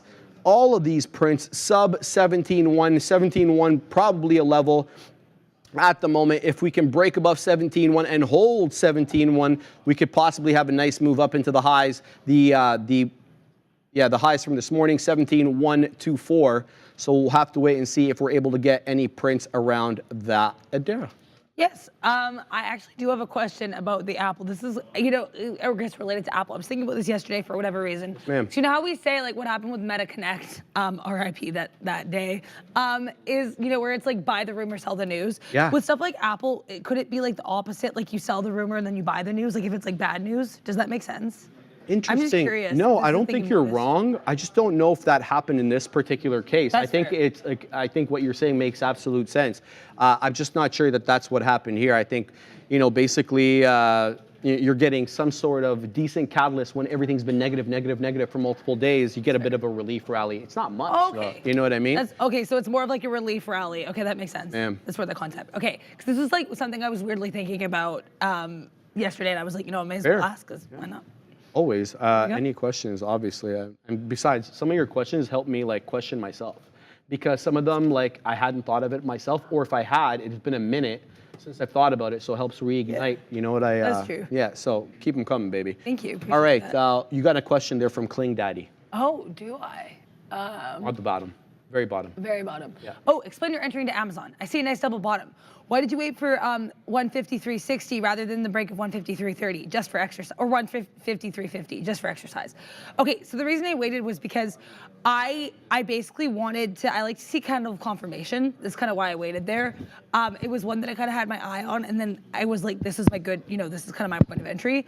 So I do understand what you mean. It's like not the cleanest break, and I appreciate you saying that as well. But yeah, I think I wanted to kind of wait to see a bit more of like a confirmation candle, so this one here, up here, and then from that point it did kind of move quickly too. So even I think, you know, I saw this, I waited, I watched the tape, I saw 153.60, I got in there. I do understand what you mean though, like, you know, it could have had an extra 10 cents there, but it is what it is. I'm not gonna, you know, I'm not gonna go lose sleep over it. I have to say, you know, I'm still practicing, I'm still trying to learn and to grow. And I do appreciate you kind of not taking me to task for that, but I appreciate you bringing that up, as you said, for exercise. I think it's, you know, it's a valid point. But yeah, so my exit here though will be that break if we kind of make a newer low. So right now that's probably still that 153.30 area. But like, you know, as we kind of define the trend, I'll see if we kind of fall out of it, right? If we fall out, I get out. But I do not dislike this look here at all, I have to say. I've also still been looking at Tesla, because as I said, Tesla failing this 262.80 decisively is super of interest to me. Look at how many wicks we have that continue failing above this 268.80. We cannot do it. But then again, we keep breaking up at this 262.20 too, right? So I don't really want to doubt this area. This still might be a range. Like I said, I want to keep biding my time here, but just pulling that up, that is still happening. Also, NVIDIA, still very, excuse me, still very interesting at this 494.40, because this is where we had the consolidation pre-market. It's where we kind of fell down almost right off open. And now it's where we're consolidating yet again. I don't want to get short this because I want to wait for some confirmation here. But if we continue to fail this level, I must do what I must do. You know what I mean? You see a level, trying to get into the practice of seeing a level and then trying to act on it. Do you know what I mean? Like that. And so that's what I'm trying to do. Also, Mr. Love Shack saying there's also buy the rumor, sell the fact. I like that. That's an interesting one. I guess that's like buy the rumor. Isn't that the same thing as buy the rumor, sell the news? I guess it's a different word for it. Yeah, I I was think thinking so. about that. Yeah, pretty much the same. That's cool though. Yeah, New way of looking unless at it. the news is not a fact. Yeah. And it's just bogus, right? I guess that's the only difference. Yeah. All right. Somebody asked me, Hugo, wanted me to look at UCAR, saying UCAR is the next best China EV. So I don't know too much about UCAR, but we're going to have a look here. Okay. So UCAR, U-Power Limited, is a China-based company mainly engaged in motor vehicle wholesales. The company's businesses include vehicles sourcing business, electric cars, battery swapping stations. All right, so they've got their hand in the EV cookie jar, let's call it that, all right? Good look on the day for UCAR. It's up 12.5%. It is a 21 penny stock, so didn't make it onto my scanner as I filter everything below 85 pennies. That's just a little bit my rule. Using the pivot points, you would have been looking bullish from the get-go because we gapped up and stayed above the green pivot point. We did a little bit of a dance here with the teal, which is R1 at 20.5 pennies, and then we really started rocketing up here into R2 at 21.7 pennies, and that's where we find ourselves right now. Let's look at the wider time frame on UCAR and see where this one's been going. Geez Louise, headed to the downside. Let's take off pivot points for a quick sec here so we can see what's going on. All right, here we go. So this one all the way down. This one not a good look. Obviously, it had its best days are quite behind it back in April. Looks like this one IPO'd and rocketed to 75 bucks, and then it's been making lower highs and lower lows since. It lost its dollar status back on December 5th and really hasn't been able to reclaim it. All the moving averages are heading lower. They're all spaced apart, meaning that, you know, the trend is still intact, the trend being to the downside. The more regional look, this is the half-an-hour chart on UCAR. Looks like we have a bit of a support level here. I would have to say at around 18 pennies for whatever reason. That takes us back to December 13th and multiple times here on the 20th and then the 22nd, where we got, and the 21st and 26th, sorry. We got bounces off 18 pennies. So 18 pennies, an interesting area of support, but I gotta tell you, I don't like it because the trend is still to the downside with lower highs and lower lows. Finding a great move up today though. There can be no doubt about that, 12.5% to the good and continuing to head up. It is now looking to take about the 200 period here on the half-an-hour chart, but far removed from the 200 period on the daily chart. So this one's really got to get going. Maybe to reclaim $1 status before I get interested in this name. But thanks for pointing it out. It's a good look today. Let me just put back my pivot points here because I need them. There we go. All right, we'll move this bad boy out of the way. What is AAPL doing? All right, so AAPL looks like it is taking a little bit of a breather off that 192.80-ish area that it got into, 192.75-ish, pardon me, and coming back into the 50s here, still a quarter point to the good. Not taking anything out here. I think I'm just going to pack my patience and you know, look to see if we're getting a 193 touch. That's ultimately what I'm looking for. But the NQ just absolutely tanked from where it was. So we were knocking on the door several times of 17.1. We didn't quite make it up to 17.1, guys, all in the mid to high 90s. And there you go. The rejection comes in and it comes in quick. We're down into the 75 area. We're like, so clearly below VWAP, below the yesterday's closing print at 17.083. We're below this consolidation area low. I'm talking about this area over here where the low was around 17.080. And we're really headed downside here. So Apple could be absolutely influenced by this move down in the NQ. Looks like we're not going to claim 17.1, at least not till later. And Apple coming back down now into the $0.50 as a result. So be careful if you are holding some of these Mag 7 names long, as they are obviously connected to what the NQ does at the moment. So careful there. Just wanted to point that out. Simon too. Oh, I had a couple of other tags. Charlie Taft said that the here we go cadence call is one of the most annoying he's ever heard. And I said I like it, but I get why he doesn't like it. And he says, as a Vikings fan. I think I'm probably just jealous. Man, you guys, the Vikings are not bad. They're not bad. They're a decent team last year. You have had your issues this year, obviously, with your quarterback injured and whatever. But a team that I don't dislike, I know the Katina man probably hates them because, well, they're a division rival. So they're not going to be like there. He says he actually likes them because they suck and they make his life easy. I had that make life easy right? part. The Minnesota Vikings, Yes, they're the ma'am. purple ones. Okay. Yes, ma'am. There we go. Yeah. Simon Z, BYDDY, please. Any day anybody asks me to analyze BYD's chart, I will oblige. It is a stock that you know I like. I'm not involved in it. I think it's a heavyweight stock and a real challenge to Tesla, at least in Asia.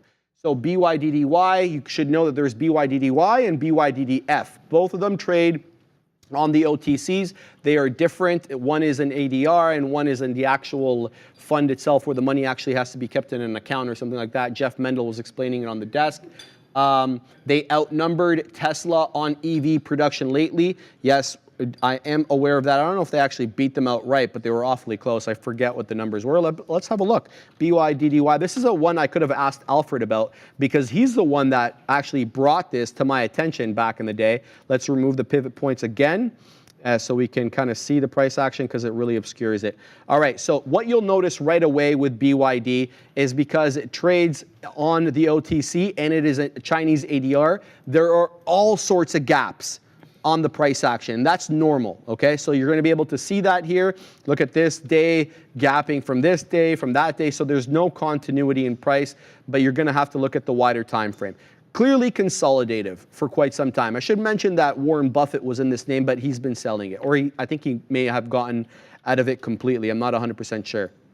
What I do see, even though that we are consolidative, let me put in the ticker real quick. Even though we are consolidative on this one, we can make some sort of analysis here with respect to highs and lows. With respect to lows, you see that May 2021 was the lowest low that we've had in the last little bit. You know, obviously removing this part over here. I'm talking about the troughs, identifiable troughs. Every subsequent trough has been a little bit higher. So there is some sort of, I guess, upward pressure, but at the same time, when you look at the highs, we are making lower highs, right? We're not really getting up into that $80 area, and we're not really breaking down below that $45 area. So it's a bit of a tougher trade. And it's been in this sideways consolidation for quite some time. We're going on a few years now, like 3+ years. So I don't know. I got to tell you, I really don't think it's going to be in a breakout until it breaks above and holds above 70. But I don't think that that's the best way to get into this name. You're gonna have to get in at depressed levels. And right now it looks like we may be at a depressed level. Chinese names in general have been beat up as of late. So this $50 area is quite interesting. And when you look at the mean price over the last couple of years, 50 is definitely in the lower end of that spectrum. So interesting look here on BYDDY, but you know, I'd work my way into this if I were you. I wouldn't be buying right away my full position. I just, you know, the Katina man's been talking about this, and he has a point. You know, these China names, there is a lot more going on than dollars and cents. There's a lot of politics here, and that stuff you can't control, and the company can't control. So, yeah, be careful with it, even though I do like the company. No question about it. I like the higher lows. I don't necessarily like the lower highs, but I like where it is right now for a possible entry on for a swing trade or for a long-term hold. So shout out to you. And PG Keeper says Chinese EVs, and he puts a down thumb. You're not wrong, bro. You are not wrong. I think that they are much better than what their price reflects. But again, the politics are involved, and you have to deal with what the hand you're dealt. Mr. Love Shack, Sharif, correct buying the rumors, selling the fact, like expectations of positive news. The positive news does come, but sellers sell off versus a move up. Gotcha, okay. Okay, that's cool. I see what you're saying there, all right. Lethargic? Interesting. Do you think there is a double bottom break on BABA? Let's have a look at BABA. You want to have a look at that, Darren? Yeah, why not? BABA. BABA over here. Oh, there is a bit of a double bottom here, brewing at 75.5. Brewing is a good word. Yeah, I would agree. And I mean, The thing is too, is double bottom is a reversal to the upside. We are down on the day, so that tracks. We have that piece working for us. Lower highs, lower lows until we have that like 74.5 flat bottom break. Definitely a good look. I think, you know, for confirmation, for confluence, if you will, you have to see what it does at the 75, 77, right? Because that's about where that top goes. If we go further, if we go beyond that, if we do pump it beyond that, then I think that would be a very solid look. But yeah, no, I do not think you were wrong at all. This is almost exactly bottom too. It's pretty even. Looking at the daily of Alibaba is always a little bit of a sad time, but because I feel like this one's kind of been a little bit to the downside in the last little bit. Let's pull this guy up. It's been replaced by PDD, I kind of feel. Yeah, you know PDD, what I mean? yeah, because remember there was that one day, I forget what analyst it was, downgraded a whole bunch of the Chinese ADRs and then upgraded PDD, or at least raised the price target. But yeah, so also John H saying you can do it Apple, I believe. So I guess that's, you know, you can John do it. there with you. Oh with yeah, Apple. we just got another print there at 75. Yeah. But yeah, so I mean, Alibaba, to be fair, is trying to break out of this downward trend. I think it needs to break above that kind of 80 area to do so, because that would be a higher high. Bang. But it's trying. I'll give it that. I will give it that. So that is the look on Alibaba here. Also, Amazon is still trucking. I'll pull up Amazon. You know that song? I do not. What song is that? It's an 80s song. Okay, I don't want to sing because the chat's gonna crucify me, but yeah, I do not. I don't think I. Some of them I don't know by name, but yeah, like that. I feel like it's an with 80s song. Yeah, a lot of the 80s songs, like the beats, you kind of know. But yeah, Amazon continuing to make higher, from what I can tell so far anyway, lower highs. No, sorry, higher lows and higher highs. There we go. Got it right eventually. So yeah, I like what we're doing here. If we surpass that 153.70, that would, you know, continue to make me confident in this. So I like the look of this. There's always also someone mentioning Tupperware in here. So let's look at Tup, because Tup was having itself a pretty good day yesterday. Let's see if Tup is up. Tup is down. Tup is decidedly down. We have this sort of double bottom though at 233, so that could be interesting, could be a moment. We were very much like, I would say that this kind of pseudo range throughout the day with that bottom of 238 to 245, 249 was kind of interesting. But yeah, I think what we do with this double bottom could be key. That's like, yo, sing it, big boy. I'm not going to sing, guys. I'm really bad. Adara, 5-year auction coming out in exactly 9 minutes, guys. The 5-year note auction, not as, you know, as big as a 20 or the 30 or even the 10, but one that you need to keep your eye on nonetheless. Investing.com gives it 2 bulls out of 3. The previous print on the auction was 4.420. So again, like I've been saying, the higher the yield, the lower the demand for the auction. The lower the yield, the higher the demand for the auction. But when you look at historical demand, as of late, we are, you know, kind of at the lower end of that, but we play with the ranges that we're given. So about 9 minutes or so till we get the result of that auction, and it could be market moving. We'll have to wait and see what we get here, but I just wanted to let you guys know to anticipate possible movement in the market in about 8 or 10 minutes or so. Typically, it takes me a few minutes to get the result. People in the chat typically have it a little bit before I do anyway. So if you do, please tag me or tag Adara. Let us know what the print is, and then, you know, we'll look to verify that. Want to give you guys a shout out or a heads up on that. Yes. Sweet Pika. Sweaty Pika.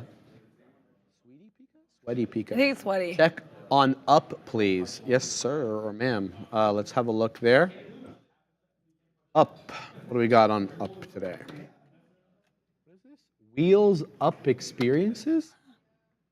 Sounds kind of vacation-y. Well, we're going to find out exactly what it is right now. Wheels Up Experiences is a private aviation company. The company offers a complete global aviation solution with a large, modern, and diverse fleet. Are they like just a private, is it just like flying private? What is this? All right, well, on the day, it's up big. It's up 22.62%. It's a great look. It's been a great look all day. And it ran yesterday as well. So this is a multi-day runner. UP, I'm talking about. We're going to put in the ticker right here real quick.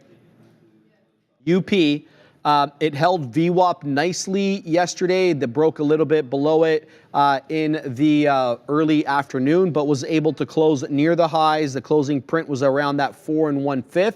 We gap up again the next day. Let's put in the pivot points here because I can't see. Actually, before I put the pivot points, let me look at the daily real quick here. Figure out what the general trend on that is, and then you can obviously see the general trend is down and to the right. So a lot of hurdles to overcome for us on this way down. But what's nice is that, one, we made a newer high above the high that we made here in mid-September. That was around 4 1/5, or say $4. $4 was a level. We've broken through that. And we've also broken through the 200 EMA on the daily. That's also a good look, assuming that we can close at these levels. It's been multiple days to the high side. You can see how many green candles in a row here. 1, 2, 3, 4, 5, 6. And if we close green today, it'll be 7 days. We are above the 200 period. But I got to tell you, this level here, staring at me in the face, this $10 level. Look how many times we bounced off $10 on our way down. October 2022, again in December of 2022, and then the final breakdown came in March of this year where we broke down below $10. So expect likely resistance at that $10 area.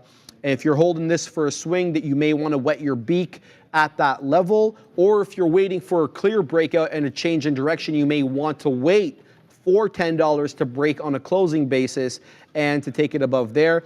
I like the fact that the 50 is starting to curl up, is starting to point to the high side, not so much the 200. This is a really interesting look here on UP. I don't know anything about the fundamentals of the company, but it is, the chart action is starting to change a little bit. I should mention that there was a 1 to 10 split back in June of this month. So that factors into your analysis at all. Just want to let you know about that. That's a good look on up. So shout out to Sweaty Pika.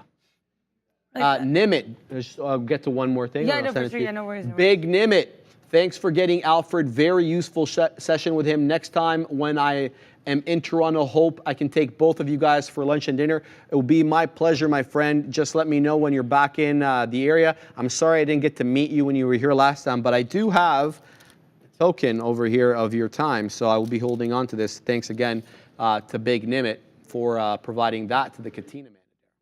Yeah. I am in this this Tesla short here, and I'm trying to range short this. I'm taking this to about, we're like a second away from getting filled. It's about, I'm just below 262. So we'll see if this comes to fruition.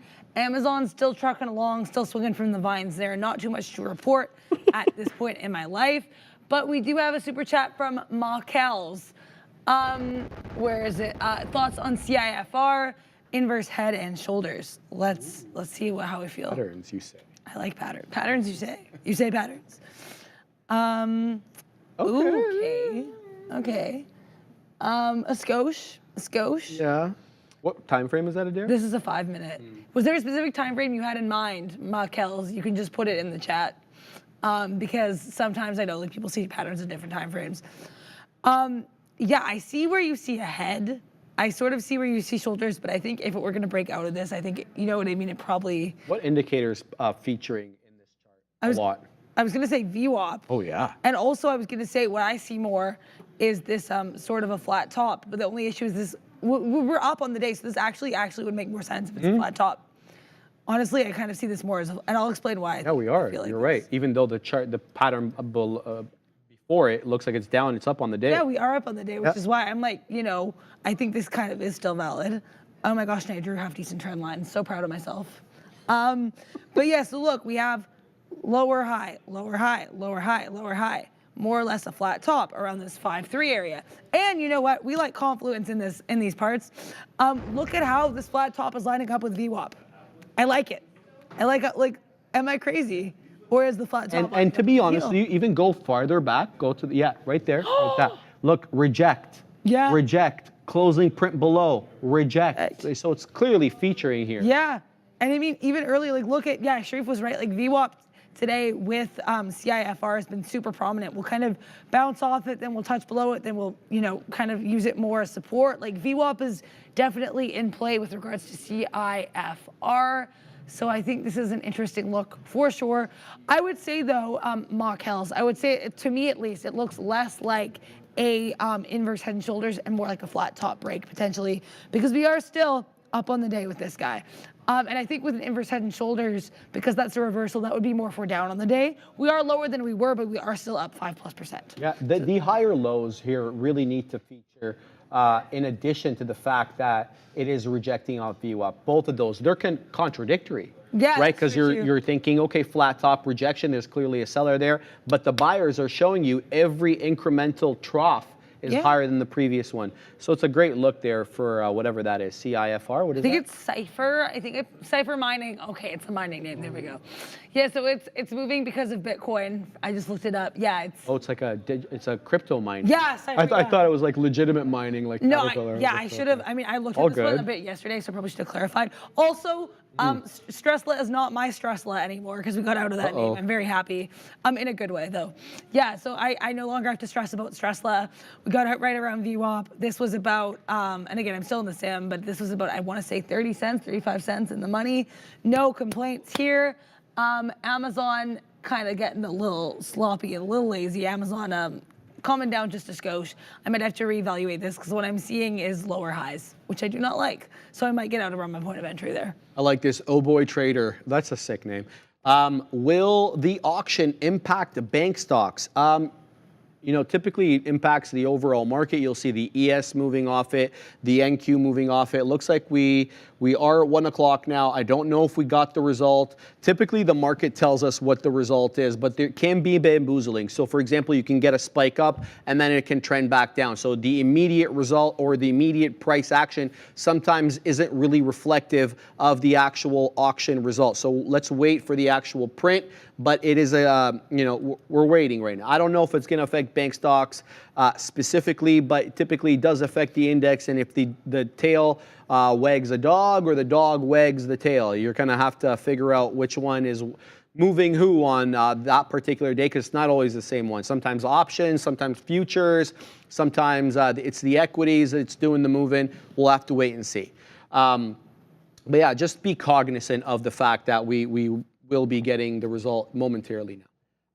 I see you, Mr. Long Shorts, about Carvana. Give me 1 minute and I will look at Vana. John Del Segno, Newmont breaking out. I do like Newmont there. That's a mining company there. So he's probably asking or mentioning that because I was just talking about mining to you. Fair. Yes. Mr. Long Shorts also saying a double bottom at 52 on the 30-minute and a V retracement on intraday, maybe new highs today. Let's find out what our friend Vana is up to. Shout out to the Mad One Max who used to trade this one like a storm. would hear him trading that. Yeah, he was all up on that and traded it very successfully as well. All right, CVNA. Is this okay? So I gotta include the pre-market price action. I've excluded the pre-market price action here. Apply, and then we gotta add in the pivot points because we need to know what's up, baby. All right, let's look here. This is one hell of an upside down Christmas tree. So yeah, you had a big move down on Vana from that 55.5 all the way down to, you know, holding essentially 52. Technically the low days 52.15, and then you have an equally aggressive move back up, coming back into that 55 1/3, finding resistance at the moment at 55 1/3. Firstly, what I'd be looking at here, Long Shorts, I think? Yeah, Mr. Long Shorts, is if we break above this 55.50, because we know that that's going to be a clear resistance area. That's where we peaked out, crested out, whatever, earlier on, and we're awfully close to that now. So can we complete the recovery vis-a-vis a break of that resistance level? Time will tell. We're doing the dance right now at 55 bucks. Are there any other price levels that I need to be cognizant of from yesterday? Well, no, this doesn't interest me over here. I'll tell you why, because that's pre-market. That's a pre-market pump at around 915, 920. Do we have anything else that I like? Yes, I like this area over here at around 57.50. That is a couple of bucks removed from where we are, but that is the trough that we made on the 22nd before breaking down aggressively there in the aftermarket. For whatever reason, we tanked in the aftermarket, or that was at 2 o'clock actually. Sorry, that's not aftermarket. In the afternoon on Vana. look, it's a highly shorted name, and you know, likely there's going to be a lot of bamboozlement. Okay, so the market is absolutely pumping to the high side, which means that the bond auction was likely good. Let's see if we can break through 17.1. 17.1 has been a resistance level all day, guys. We haven't been able to break through that level, but here's that big pump up on the number. Let me check what the number is. We're still below VWAP though, but a nice move up nonetheless off that 65 area. Now we're knocking the door of 17.090. Quick, let me get out of my Instagram. And the 3-year note, sorry, the 5-year note. Big drop in the yield. Like I mentioned, the previous print, 4.420. This time around, 3.801. A marked difference there of about 60 basis points or 0.6% difference between the print last time and the print this time around. I don't know what Vic Santelli said on CNBC. He's not on at the moment, so we'll have to wait and see what his analysis is after. That's often where I get my bond information, because I'm not a bond trader. I'm not that sophisticated, so I look to others to explain it for me. But yeah, I can just tell you here visually, it's a nice move up, but we haven't cleared that resistance level yet. I'm going to have to keep saying this over and over. 17.1 on my chart is going to be the key area to break. But Apple moving up regardless. I was about to say irregardless, but I don't want those people. You're right. Right? As I said, you are in the right. Remember that for that whole debacle from last week? Anyway, we get a print right there, Adara, at 82s. On AAPL, almost $1 in the money, awfully close to the dollar here as we're at 190, 198 entry.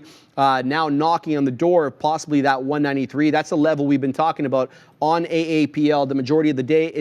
There's a reason for that, and that's because that's yesterday's closing print, 193.04, 193.05-ish area, or even 06 here as I see it, is yesterday's close. So keep an eye out at that whole dollar level. We could reject there if we try to go green on AAPL. But the market receiving the auction, the news of the auction kindly, but still within the morning's range until we can break above 17.1. The only kind of bullish thing that I see here, obviously the pump up we got is bullish, but these incrementally higher lows on every trough, on every descent, on the future. Yeah.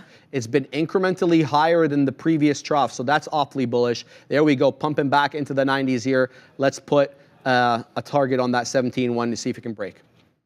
Yeah, speaking of breaking, Amazon's not really breaking, it's just kind of not doing too much of interest here. I still like, you know, my reasoning for getting behind this trade, although I do appreciate, I forget who it was in the chat, I think Kling Daddy being like, you know, why maybe you could have gotten it around that 153, 50 kind of area. I do agree, I got in probably about 10 cents too late. I'm trying to get out around this 153.65. Why? Because, you know, oh, we got out, yay, okay. Because the scalpulation was kind of saying this is where we're seeing some issues. I'm gonna keep making fetch happen, Sharif. I told you, like any made up words have a home on this show. So that's right down my wheelhouse. I'm giggling because I find it funny, not because I'm making fun of you. No, I know. You know, if I enjoy saying it, I'm gonna keep saying it. The future just absolutely exploded to the high side there, Adara. There goes 17.1, but a bit of a retracement now coming back into 17.1. We just exploded up to 17.110 in 1 5-minute candle. A lot of volume coming in on this candle, Adara. Could we get continuity into the high of day? Apple certainly pumping to the high side here. Big move up on the future subsequent to the auction. Yeah, so Amazon also popped here. I'm not in it anymore, but you know what? Like I said, I'm not going to complain. I have been watching the tape a bit more carefully for my exits, and that's why I got it where I did. I did notice a little bit of hesitance to get above that 153.65. Obviously, very easy early point of entry, but who's to say I won't get it again? You know what I mean? Like, I think my kind of new strategy is to be comfortable in the trades I'm in and not try to force things. You know what I mean? So it is what it indeed is. Like I said, an area of interest for me with Amazon is this 153.90, and that is because that was where we were seeing a Scotia consolidation earlier and where we consolidated pre-market. So, because sorry, I yelled and a lot. But I think one of the big kind of things I've been looking at, and you know, this is also like something Sharif talks about as well, how pre-market levels can be kind of not as heavily weighted as levels we're trading during the day, but they can help with points of entry and exit, right? Just kind of see in what areas the stock may be finding a little bit of some issues. You know what I mean? What areas could be support? What areas could be resistance? So I am keeping an eye on that for sure. Also, Tesla. I might continue. Yeah. Go pump it. Go market. Go sports. Go market. Go sports. Where is he? He's not here today. No, I haven't seen him here. Yeah, I think he just leaves that vest overnight because he gets cold. You saw him? No, the Katina man didn't see him either. Well, I guess I'm trading Amazon in his absence. I guess who knows? But yeah, no. This Tesla look here, we did make a higher high, which makes me not want to short this. But like I said, like what I was trying to do with Meta, I like trading, kind of scalping within these ranges and kind of going either direction. So if this seems more longish, I will continue to scalp this long. If not, I will scalp it short. But yeah, I'm just still keeping an eye on Tesla. Also, NVIDIA has been fascinating within this 494.40 range with slightly lower lows. So it's almost the opposite of a flat top break because we're seeing a flat top with lower lows instead of higher lows. So really weird look, but I mean, if I see a range, I'm not gonna ignore the range, you know? So we'll keep an eye on it. I'm not gonna make any promises. I don't know who I'd be promising, but I won't make any promises. So there we go. Yeah, I do not dislike at all what is going on here. If anybody's seeing anything interesting moving in the chat, let us know. Also, NEO kind of doing a little bit of a reversal here in a way that I find a skosh intriguing. Not NEO. NEO almost doing kind of a roundy face here, or a smiley face. We sort of a rounded bottom here, swoop to the upside, took a little bit of a pause at VWAP, bounced right the heck off VWAP, heading to the upside. Next level of interest for me would be this 924 to 930 kind of area, because that was where we had this little baby top before we flew off of 930 to the downside. NEO, yeah, NEO's been a really interesting one all day. We did have a catalyst with NEO, and that was that they closed their deal, so it's now official that the $2.2 billion cash influx, the investment, I guess is a word you would use, from CVYN. So yeah, so NEO definitely an interesting one. I tried to go long in this for a minute and then was just kind of like, not my style. Tony Price mentioning SoFi breakout. Yeah, I know, I believe Neil was in SoFi earlier today. I was looking at, in the first like half hour of the market, I know I pulled up Affirm and Upstart because both those are blowing up. So I think some of these payment names have been making moves. And yeah, I would concur, Tony Price, that SoFi is indeed breaking out to the high side. And look at this area of consolidation we had to break up of to get into that. Because, whoo, boy, I feel like I'm like, you know, plagiarizing Obi now, though, oh boy. But that 1022 area, that 1022 area, like, look at this. This was such a solid top. Consolidative top once here for SoFi. Then we hit it again and we bounced right off to the upside from there, up and away for our friend SoFi. Let's look at the daily chart on this. There it is on Apple. Ooh. Apple, well, look what Apple did, Adara. This is how you know the closing print is important, man. Look at this. Every time we make it up here into the white line, that's yesterday's closing print.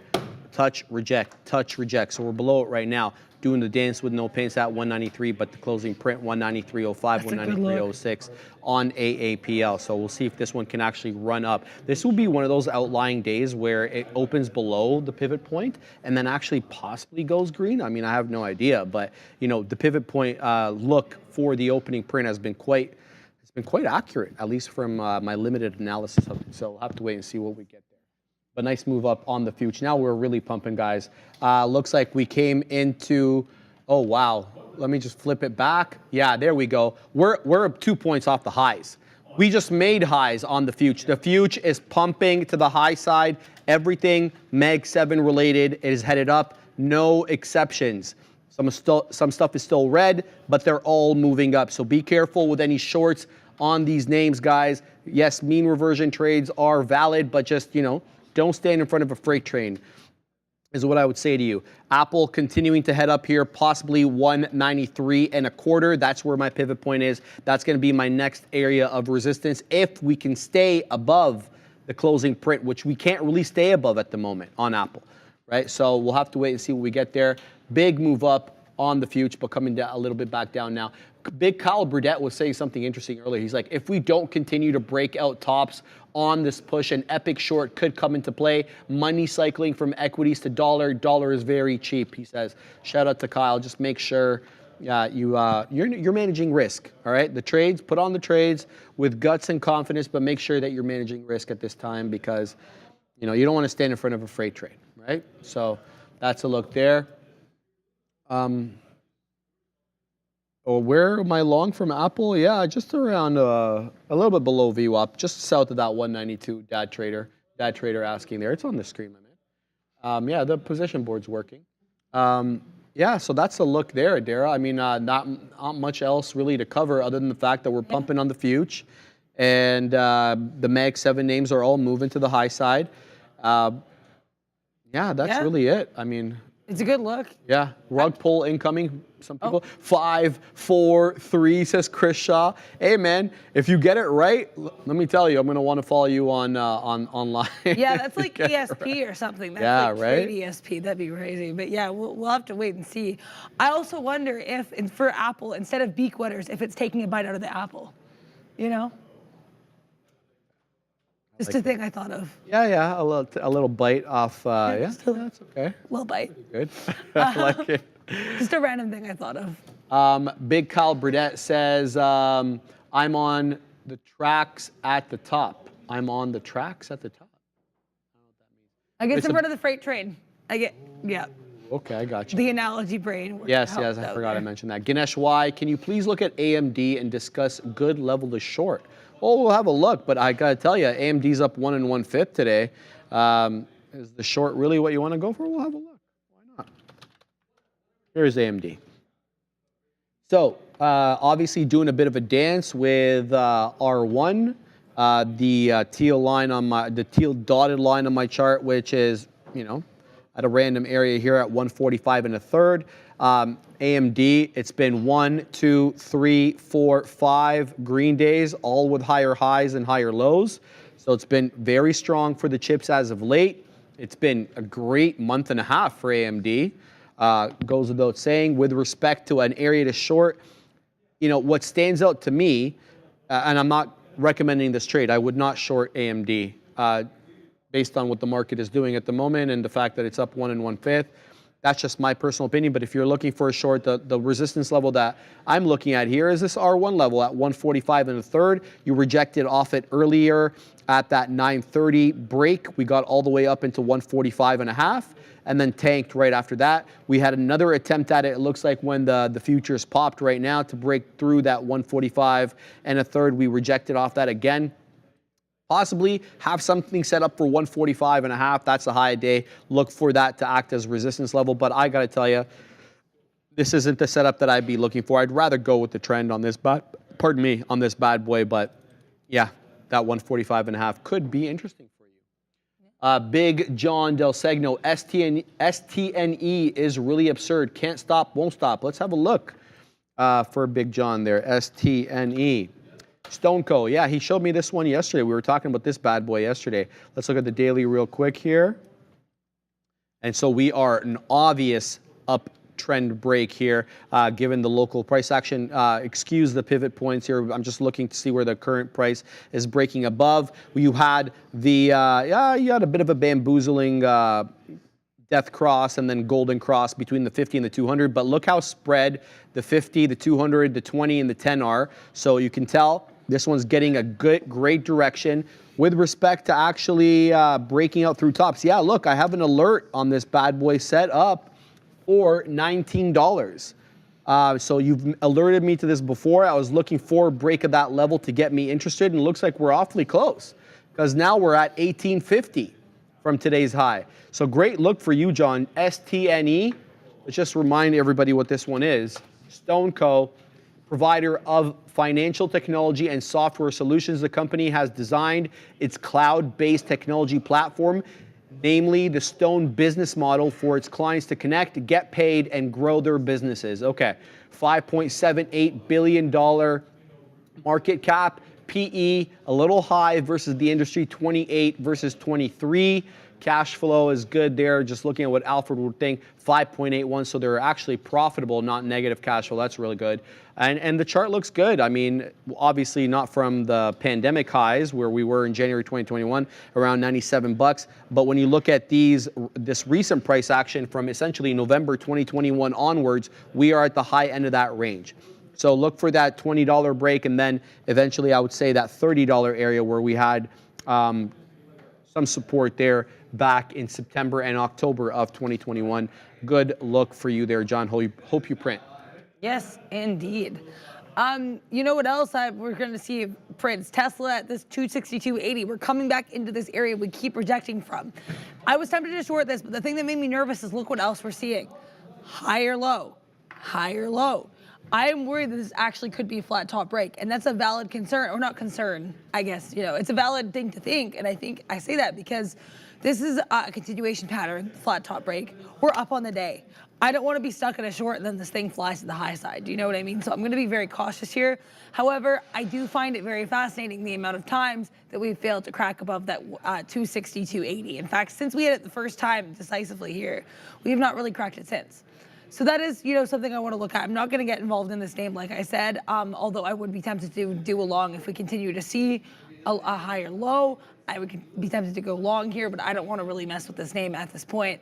Tesla is, it would be stressful for me at that point.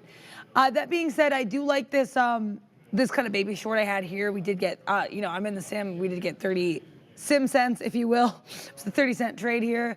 Yeah, no complaints here. And I got in on this because I did see this kind of range where we're continuously seeing, sorry, these lower lows. So I thought that was kind of an interesting look. Bandy or in the chat, Bondi, don't mess low with Tesla. Yeah, I would concur. I appreciate that. Yeah, no, I tried to mess low with Tesla at a very poor area over here earlier, so I was a lot more cautious when I got back in here. But yeah, getting involved in low day, I don't even know why I did this. It's not something I normally do, but that's why we're here. At least that's why I'm here to hopefully learn. And you know, if people can maybe learn from my mistakes, everything else, you know, I appreciate that. And I appreciate everybody here too, always, you know, sharing trades, and we're all here to learn and hopefully grow as well. So this was, I don't even know what I was doing here. I think I was thinking, I kind of saw this more as the downward move, and it ended up not at all being the case. I should have waited till we got here and then seen that we continued to grow from that point. But it is what it is. All I can do is reflect. Shout out to that quote about the carrot that I believe it was Andrew Ditter mentioned in the chat earlier. So yeah, there we go, solid times. Also, Carl Burdett mentioning the SPY here. Trade your plan is the reason for my short in the ES. Failed a break of yesterday's highs. Waited for a retest on the 1 minute. Take profits at touch of today's highs and then hold apart at the bottom. Planning. That's exactly the point, right? Planning, and I think that's really solid. Absolutely. And I appreciate you for sharing your plan there. Mike in the chat saying, nice, Dara, a win is a win. Thank you, appreciate that. Yeah, I mean, that first Tesla trade was not, but you know, I can't dwell on that too much beyond just learning from it and being like, you know, I usually don't take stuff at low of day or high of day anyway, so. But it is what it is. That is the case. Yeah, the point I'm trying to make is Tesla at this 262.80 continues to be interesting, and we'll have to see how this continues to go. Yeah, this 48.35 level, I don't know if this is what Kyle was talking about, but that's the high that we got to yesterday at Dara there at around 3:30 or so. We got into that 48.35, sold off, and then ended up closing the day out at 48.25, so about 10 points off the high. We're right back there. Again, I'm talking about the ES, not the NQ, guys. We get back into 48.35 exactly, and now we're coming a smidge below at that 48.30 level. So I think this is maybe what you're talking about, Kyle. Yes, he is. Okay, so that's what he's looking at there, looking for you know, a holding of resistance going back to yesterday's price action. It's a great look. I mean, if that's your style of trade, kill it, man. You know, I have no problem with you printing on whatever. So yeah, it's a good look. Just want to explain what Kyle is looking at there. What else we got there? Anything else moving, guys? Tag me in the chat. Anything you guys want me to look at, we'll have a look at it for you, or anything specific you guys want to talk about, a particular industry, a particular stock, this, that, or the other. Tag myself or Dara. And I think we'll be more than willing to oblige, so long as we can, you know, talk about it intelligently and add some value. I would be. Affirm, says Sal. Sure. Affirm has been, you know, a rocket ship as of late. It's been a beautiful look on Affirm, you know, I would say the latter half of this year. Let me just put ROI because I like that stock. Let's take out, which one are we going to take out? We're going to take out WBI. AFRM. Let's have a look at Affirm. Okay, so on the day, Affirm, what is it up today? Let me just Look over here, scroll down to my fintech, 4.4%. Now, this is an interesting area here. Let me put in the ticker before I continue so people follow along. AFRM. So firstly, let's look at the daily, or where are we at here with respect to any resistance. So we're really looking at that, yeah, $60 area. Looks like we troughed out there a couple times back in March of 2021, and then again here in September of 2021. So possible resistance at 60. That's fine. That, you know, talks about possible $8 upside, which is fine. Locally, though, obviously we don't have anything near these local highs. Here's the 4-hour, and we are above these peaks over here. That took us to 51. These are all 51 and change. So we're all above that. So this is the 4-hour look on a firm. Obviously, we're at highs, fall highs. Let's say this goes all the way back to October 23rd. So let's look at an intraday look. Intraday look is we're finding resistance at this 52.5-ish area. Obviously, the high a day, 52.40. It looks like it wants to maybe set up for a double top. Again, I would never guess if we're going to double top or not, just because, you know, we rejected off that initial area. It could curl back in and then continue. Look for confirmation. Obviously, the issue with this trade, looking for confirmation, is if you're going to take the break of here around 50.50 or 50.60, you're giving up about $2 from the high. So it's not a great trade to wait for confirmation of the double top by waiting through the breakdown of the V. This being like the V component of the double top right here. It's interesting that it's rejecting off the exact same level, but obviously you had a big move up in on the bell. You come back in, you hold the pre-market range on this little dip trade here around 50.40, and then it starts stair-stepping its way back up into previous highs, but rejecting off highs. So I don't know. I don't have a trade on this particular name, only because I wouldn't want to guess if this is going to double top or not. I mean, if you're more risk inclined and you punch in short here, obviously your stop. My suggestion to you, if you do punch in short here, your stop should be the break a high a day. Maybe give it a couple of shekels higher than 52.40, maybe 52.43, 52.45-ish area. Give it a little bit of room, but yeah, it's just not my way to want to short at highs when we're already up 4 some odd % on the day. But if you end up printing on it, so be it. Great look for you. Masala mode? Ah, masala mode. I like that. Okay, it took me a little bit of time there. I apologize. Let's have a look at ESM. Who doesn't want to talk about Taiwan Semiconductor? Obviously, the Taiwan Semiconductor, a legit, real deal company, the largest chip maker in the dang world. Let's look at the daily. All right. Interesting look here on the daily. Wow, look at this. This is very interesting. Why? Why is this interesting? Because this is obviously a support area here, right? Yeah. Look at that. Resistance becoming support, or support becoming resistance. Exactly. Where this was an area obviously between the period of January 2021 and March of 2022, we kept finding support at this $105, $106 level. Then we gave up the ghost, obviously, in the spring of 2022. We make this low, this local low, wow, at $58 in November of 2022. And then look at that. Since we made that trough, higher low, higher low, higher low, higher low, higher high, higher high. Now we're waiting for that next higher high above 112, where the players dwell, right? You know exactly where that's at, right? 110 area, 112 area. Obviously, we're at 105. I think the pattern is intact for us to take that 110 area that we used to use as a level of support. The fact that we rejected it off here gives it more credence as well. Now let's look at the half an hour on TSM. Oh, it's beautiful. It's beautiful. A big move up, a healthy pullback over, 1 or 2 day period. You don't give up too much of the move, and then you head up again, making higher highs. So I got to tell you, It's finding some support on the day. This is the 30-minute look on TSM. It's finding support at the pivot point. It clearly gapped above the pivot point, found resistance, lo and behold, at R1. So resistance 1 featuring in here, but so is PP, the pivot point, finding support and resistance between that range. Sub VWAP now. Interesting, if you've got a dip off that 104 area, you would be nicely in the money. I think that would have been the play. If we get back up to highs, I look to short it. But in general, I'm not really giving an intraday look on this, but in general, it is just a great looking pattern, especially if we can break above that 110 level on a closing basis. It's going to be a good look. Now, we know we have some competition coming from Intel, especially with respect to the foundry business, but it's going to take Intel quite a bit of time to catch up to TSM's manufacturing capacity, right? And Intel still is not making the low nanometer chips that TSM is able to make. I think the best Intel is doing is 5 or 7 at the moment, something like that. Could be wrong.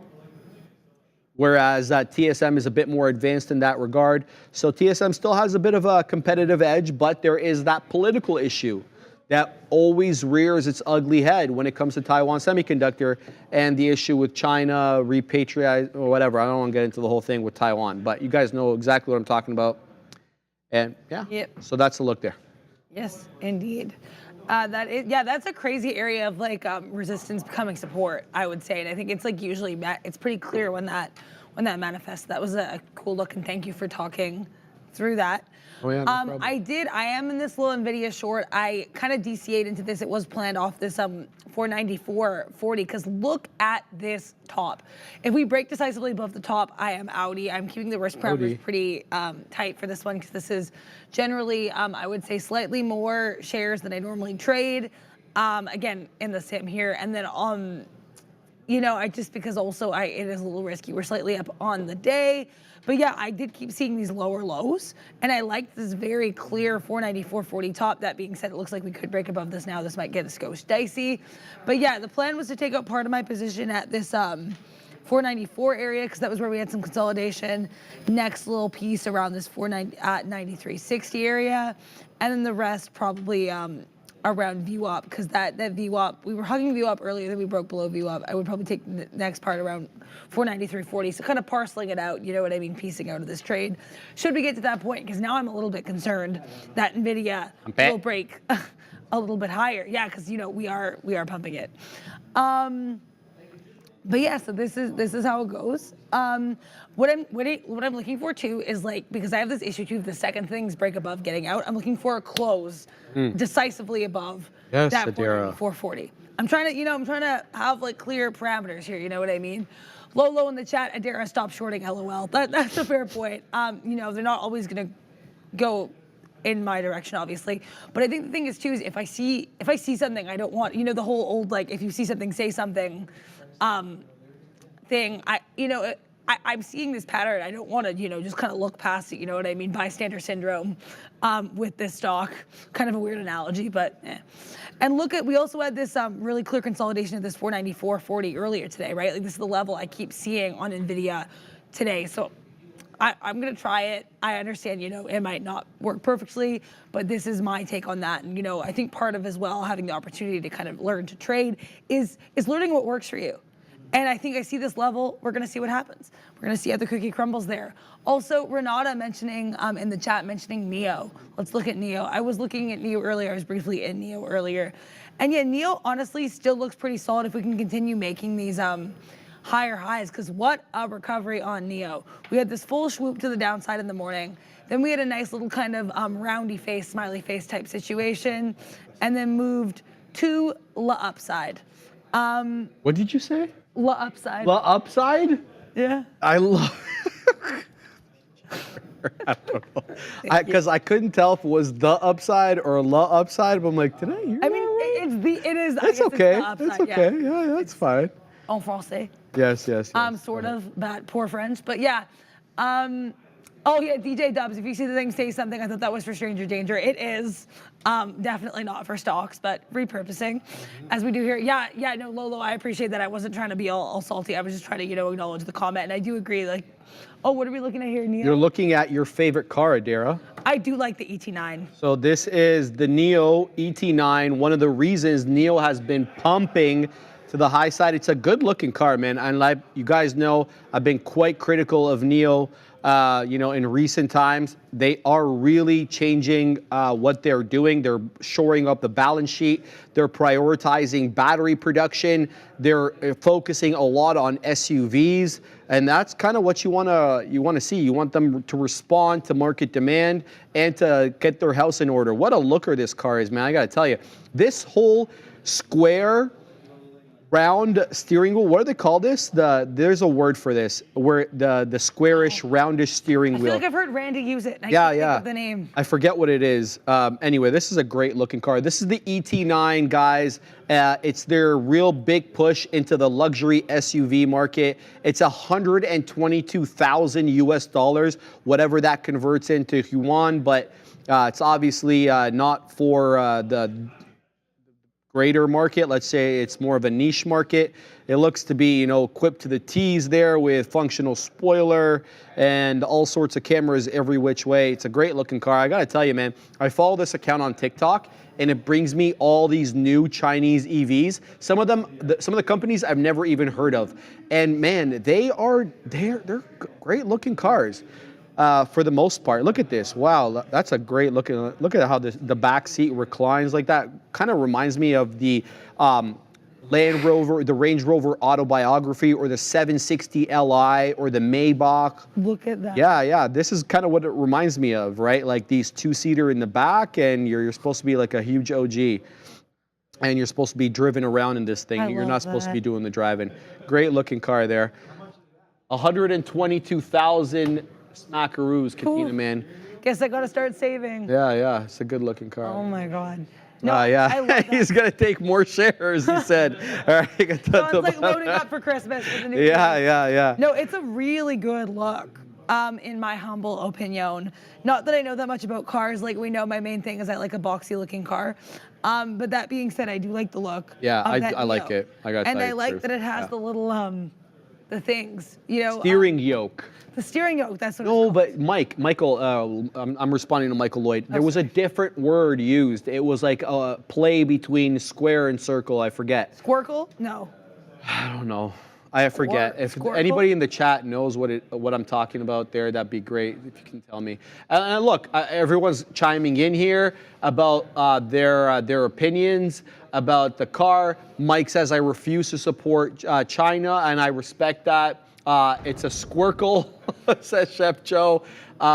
Steering yoke, says Michael Lloyd. And then James Dell saying a lot of espionage, possibly there with, stealing intellectual property. So yeah, look, all your points very well received, and I completely respect all of them. I'm just making a comment on the design of the car. I think it's a hell of a looker, and I like the fact that NIO is focusing a little bit better on shoring up its balance sheet and focusing on what matters. All right, anyway, Apple, the trade that I'm in, now above 193.05, above the previous day's closing price. We got a bit of a beak wetter here at 15. Let's see if that one gets filled. The market is above 17.1. It wasn't able to take the previous level that we made at around 10 o'clock. It wicked above it ever so briefly and then kind of moved right back down, but stair-stepping up, putting in higher lows here. All these incremental troughs are a little higher, than the previous one. So it looks like we might be, coiling up, setting up for a big break, possibly in power hour. Make sure to hang out with the big kahunas on the close, as that is the more liquid time of day and when we could really run on these markets. So we'll have to pack our patience, see if the NQ can continue to run.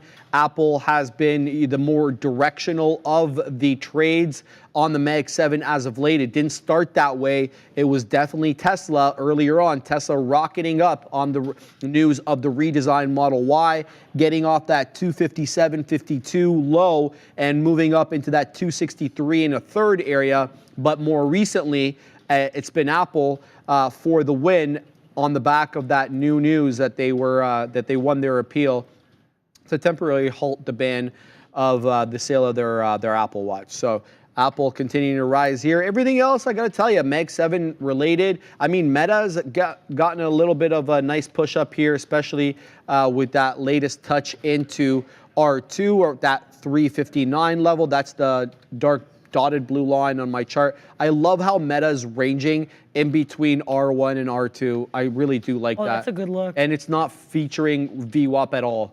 It's literally R1 and R2 that are, you know, it's straddling. So the more I use pivot points, the more I like them. Yeah. Anyway, so that's my little spiel there on the market and on Apple, waiting for a beak wetter here at possible 15. Yeah. AMD high a day says pitch bull. Ooh.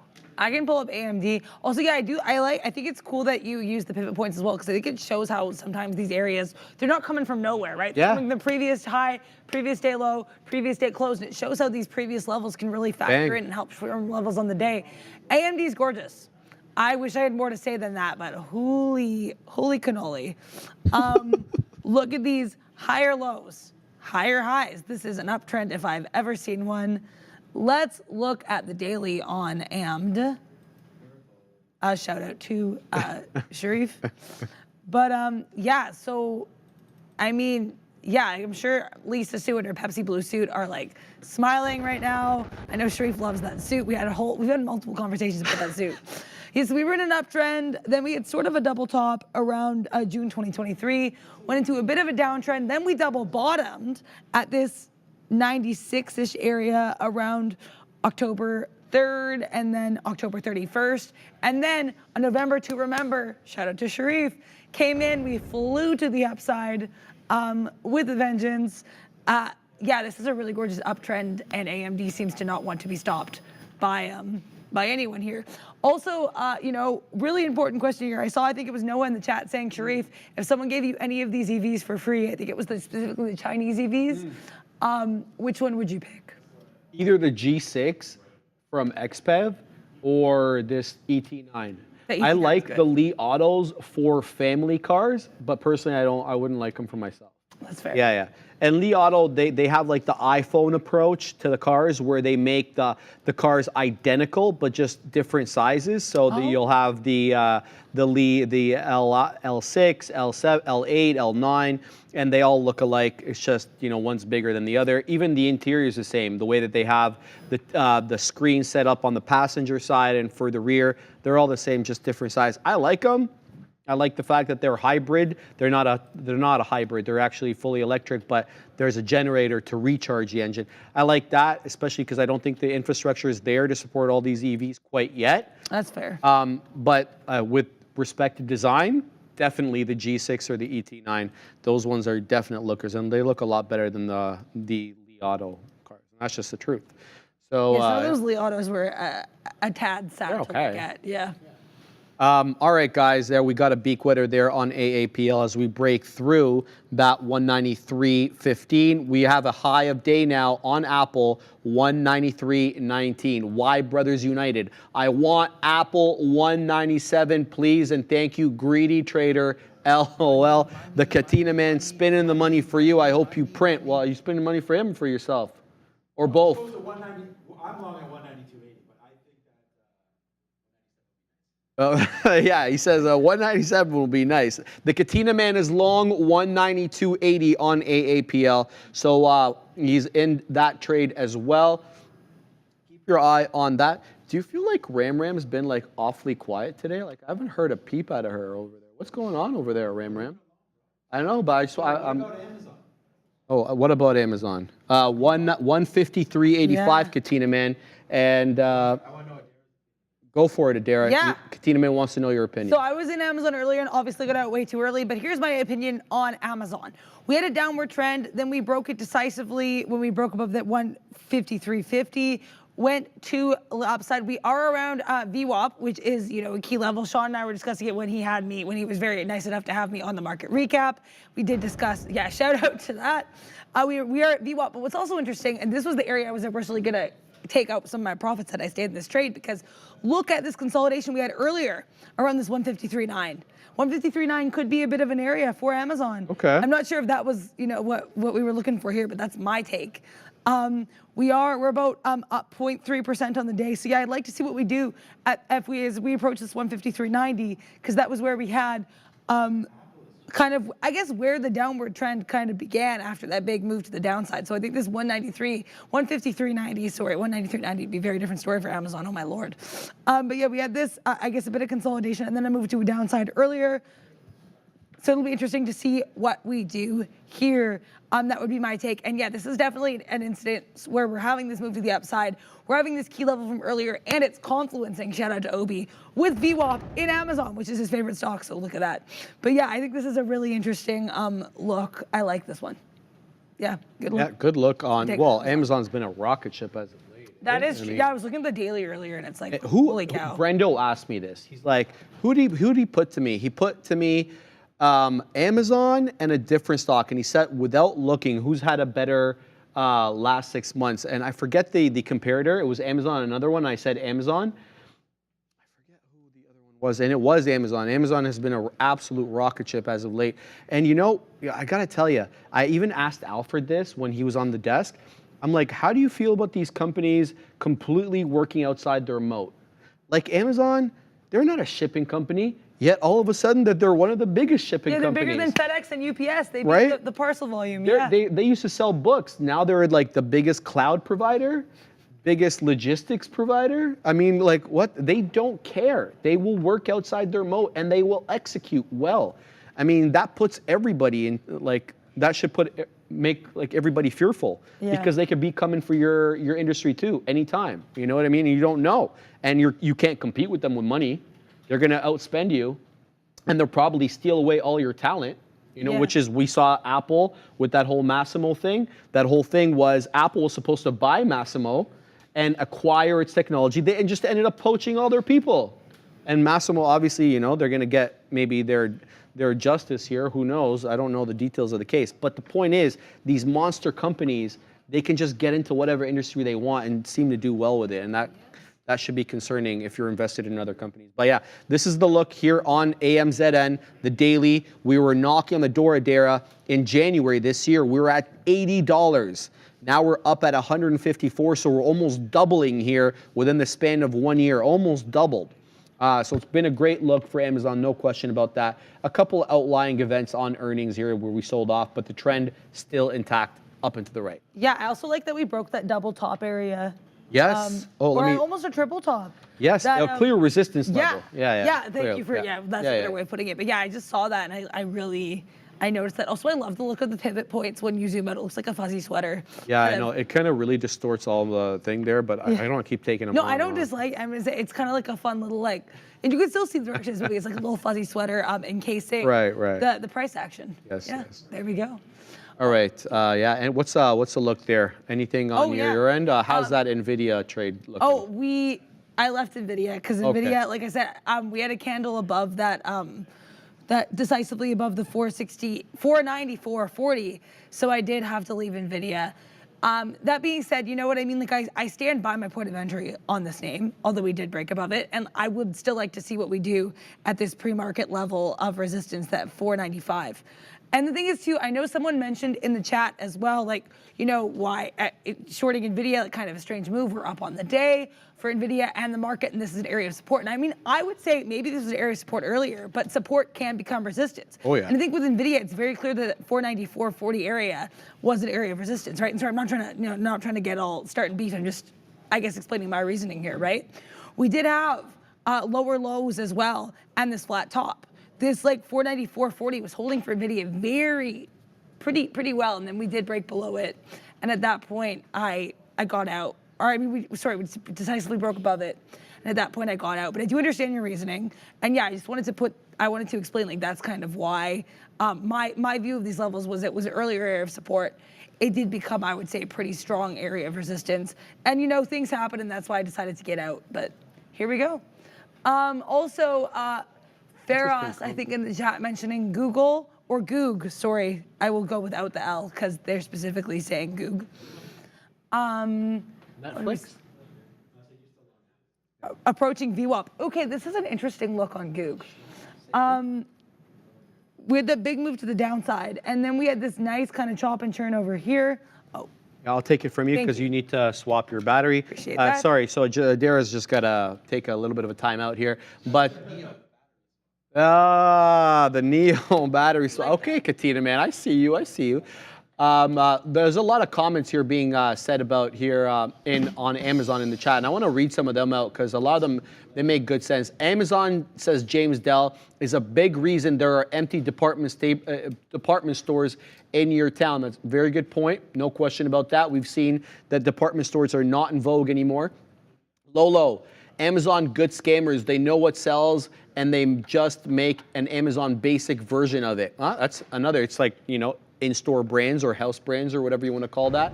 What else is being Zach Frack? They copy everything. Well, I mean, isn't imitation the best form of flattery, or so my mom says? I mean, I have no idea. And the point is that they're really kind of able to take your business and do better with it. You should be worried about that. Lolo says vertical integration is awesome. Amazon, yes, vertical integration is so important, especially in the EV business. So when you look at companies like BYD and Tesla that make their own batteries and, you know, produce their own, make their own cars as well, they don't have to outsource to others. That's very important. That's why BYD is such a big name in the EV space, because of that vertical integration rivaling Tesla's. Now I know that, you know, Tesla has a deal with Panasonic or Samsung, I forget who it is, at the Fairmont facility, but they're essentially connected. That part that's owned by either Samsung or Panasonic, I forget who it is actually part of the same building at the Fairmont facility. And so what ends up happening is these robots will carry the batteries on these predetermined paths inside the factory from one side to the other. And so it's, for all intents and purposes, it's vertically integrated, and it's just becoming even more so with their battery plant in Buffalo, and they're making batteries now in Nevada. Vertical integration in the EV business, so important as well. It's Panasonic, says Lolo. Thank you. I just forgot who it was.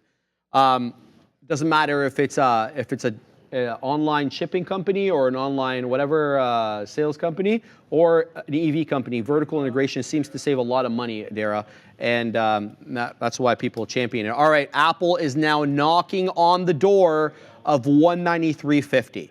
So we've been wetting our beak through the move up here. What's going on there, Katina, man? Breaking news. I like it. Make sure to check out the market recap show. The Katina man is testing out his animations up there on the big desk. There it is. oh my Stock gosh, blitz. there's so many cool ones. I know. I like that. I like that one a lot. Bang. Really yes. Bang. Ask Katina man about his new trades, please. Why, brothers? Katina man, any new trades you want to announce, even though you're going to be on in 10 minutes? No. An affirmative no. I like that. Decisive. Yes, exactly. I'm long Apple, I'm short Snapchat. Long Apple, short Snapchat. You heard it here first.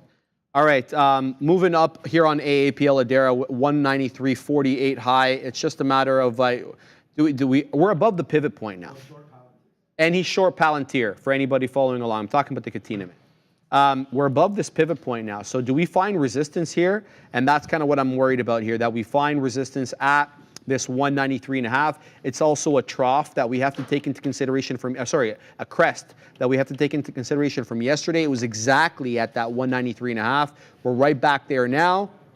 Could we break through this level here on Apple, or do we start turning around here or seeing that we are at this pivot point? I don't know. I don't know if the pivot points are featuring too much in Apple's price action today, Dara, but we're going to have to pack our patience and see if we can print a little bit more on this name. I'm going to have to bid adieu a little bit early as I have to go set up at the big desk. You're all ready to go? Oui, oui. Yep. Oui, oui. All right, guys. I will see you up at the big desk. Yeah. Dara's going to take it from here. Indeed, yeah. Thanks. Let's continue on this crazy journey of the rest of the midday.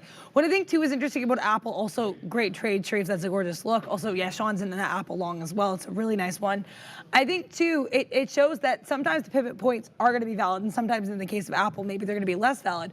But I think pivot points can be used as a tool like VWAP, where it's like sometimes it's going to be relevant, other times it's not. But it's always kind of nice to know what it's doing, right? So that brings me back to I was looking at Goog without the L for Feros in the chat, and basically basically saying it's approaching VWAP.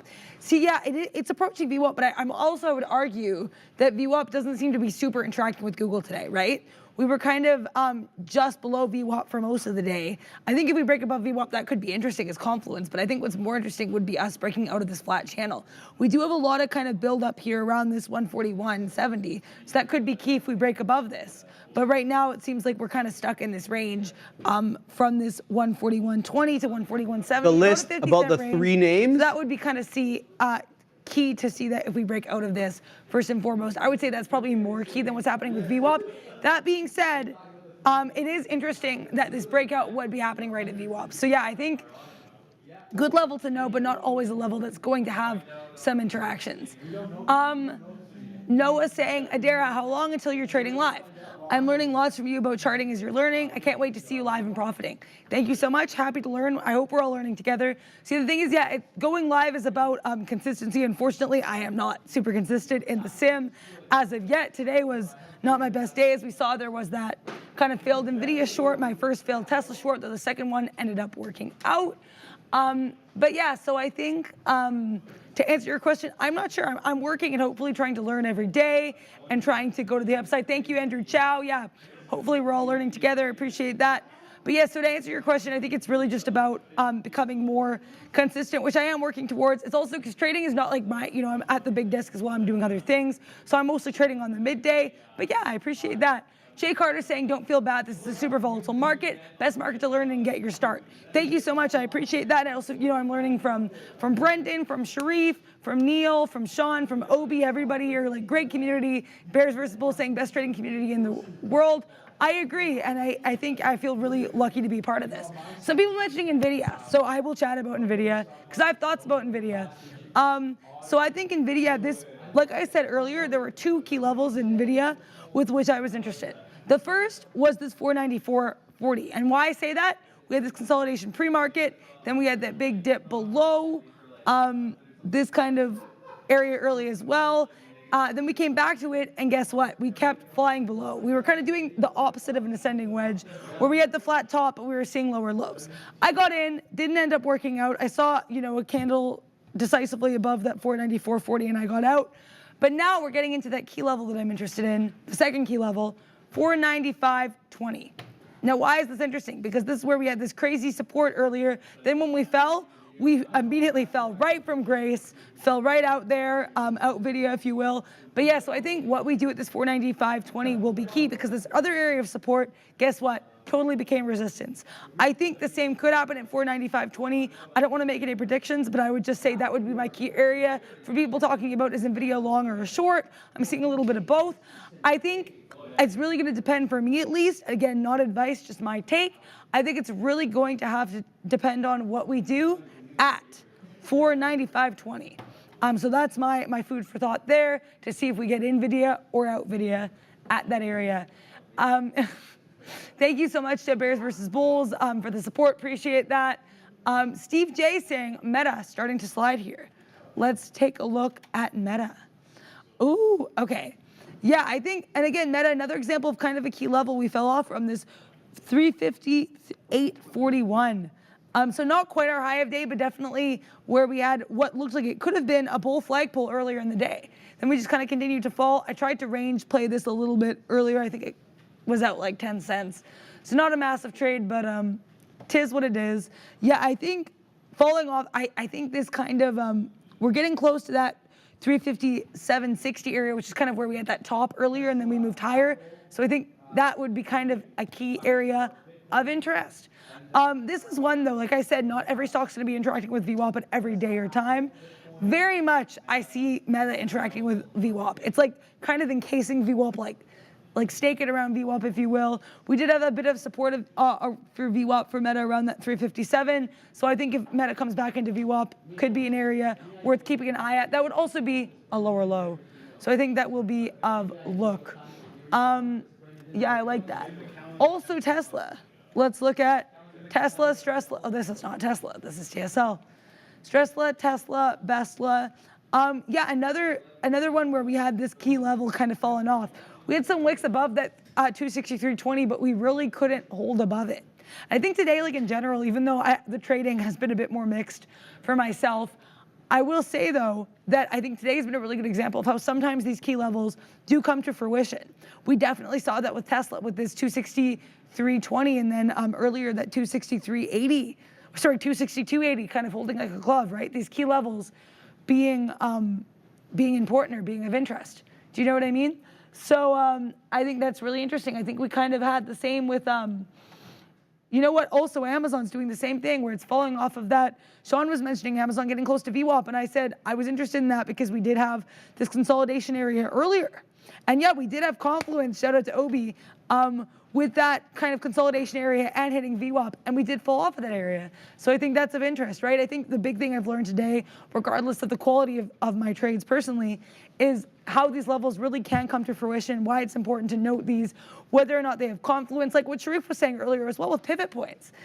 Just kind of stuff I'm trying to learn from day by day, moment by moment. Thank you so much to Y Brothers United in the chat. If you cherish Sharif and adore Adara, hit the like button. I love, yeah, gotta love a good pun there as well. But yeah, no, really, really solid. Appreciate that.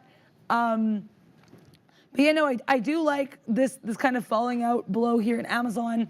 We'll have to see what we do here at this 153.90. Either way, I would say it is quite evident I did leave this party in the long a little bit early. I was watching the tape and I noticed a little bit of stagnation there, which is why I decided to exit. But yeah, 'tis what it is. All we can do is move forward. Shout out to that carrot quote, the French carrot quote that Andrew Ditter put in the chat earlier. But more or less, like once you've cooked a carrot, you've cooked a carrot. You can't uncook the carrot. I guess it is the same with trades. And I guess that's my big thing I have learned today. As we approach 2 p.m., kind of, I guess, last moments here. Hopefully people got something out of the trade. Lots of people mentioning Mara. I believe we'll probably be mentioning crypto coming up here on the rundown, so I'm not going to speak too much on that. But yeah, I think lots of these mega caps moving. That Apple trade was still gorgeous for both Sean and Sharif in that trade. But now, are we good to go? Yes, fabulous. So it's been great chatting with you all, but it is 2 p.m., so we shall see you tomorrow. Same bad time, same bad channel for now. Sharif is indeed at the big desk. Hey, welcome back, guys, to the closing show. Let's have a look at markets here. The markets were in positive territory, at least for the moment here on the NQ. Big move down at the moment. We were popping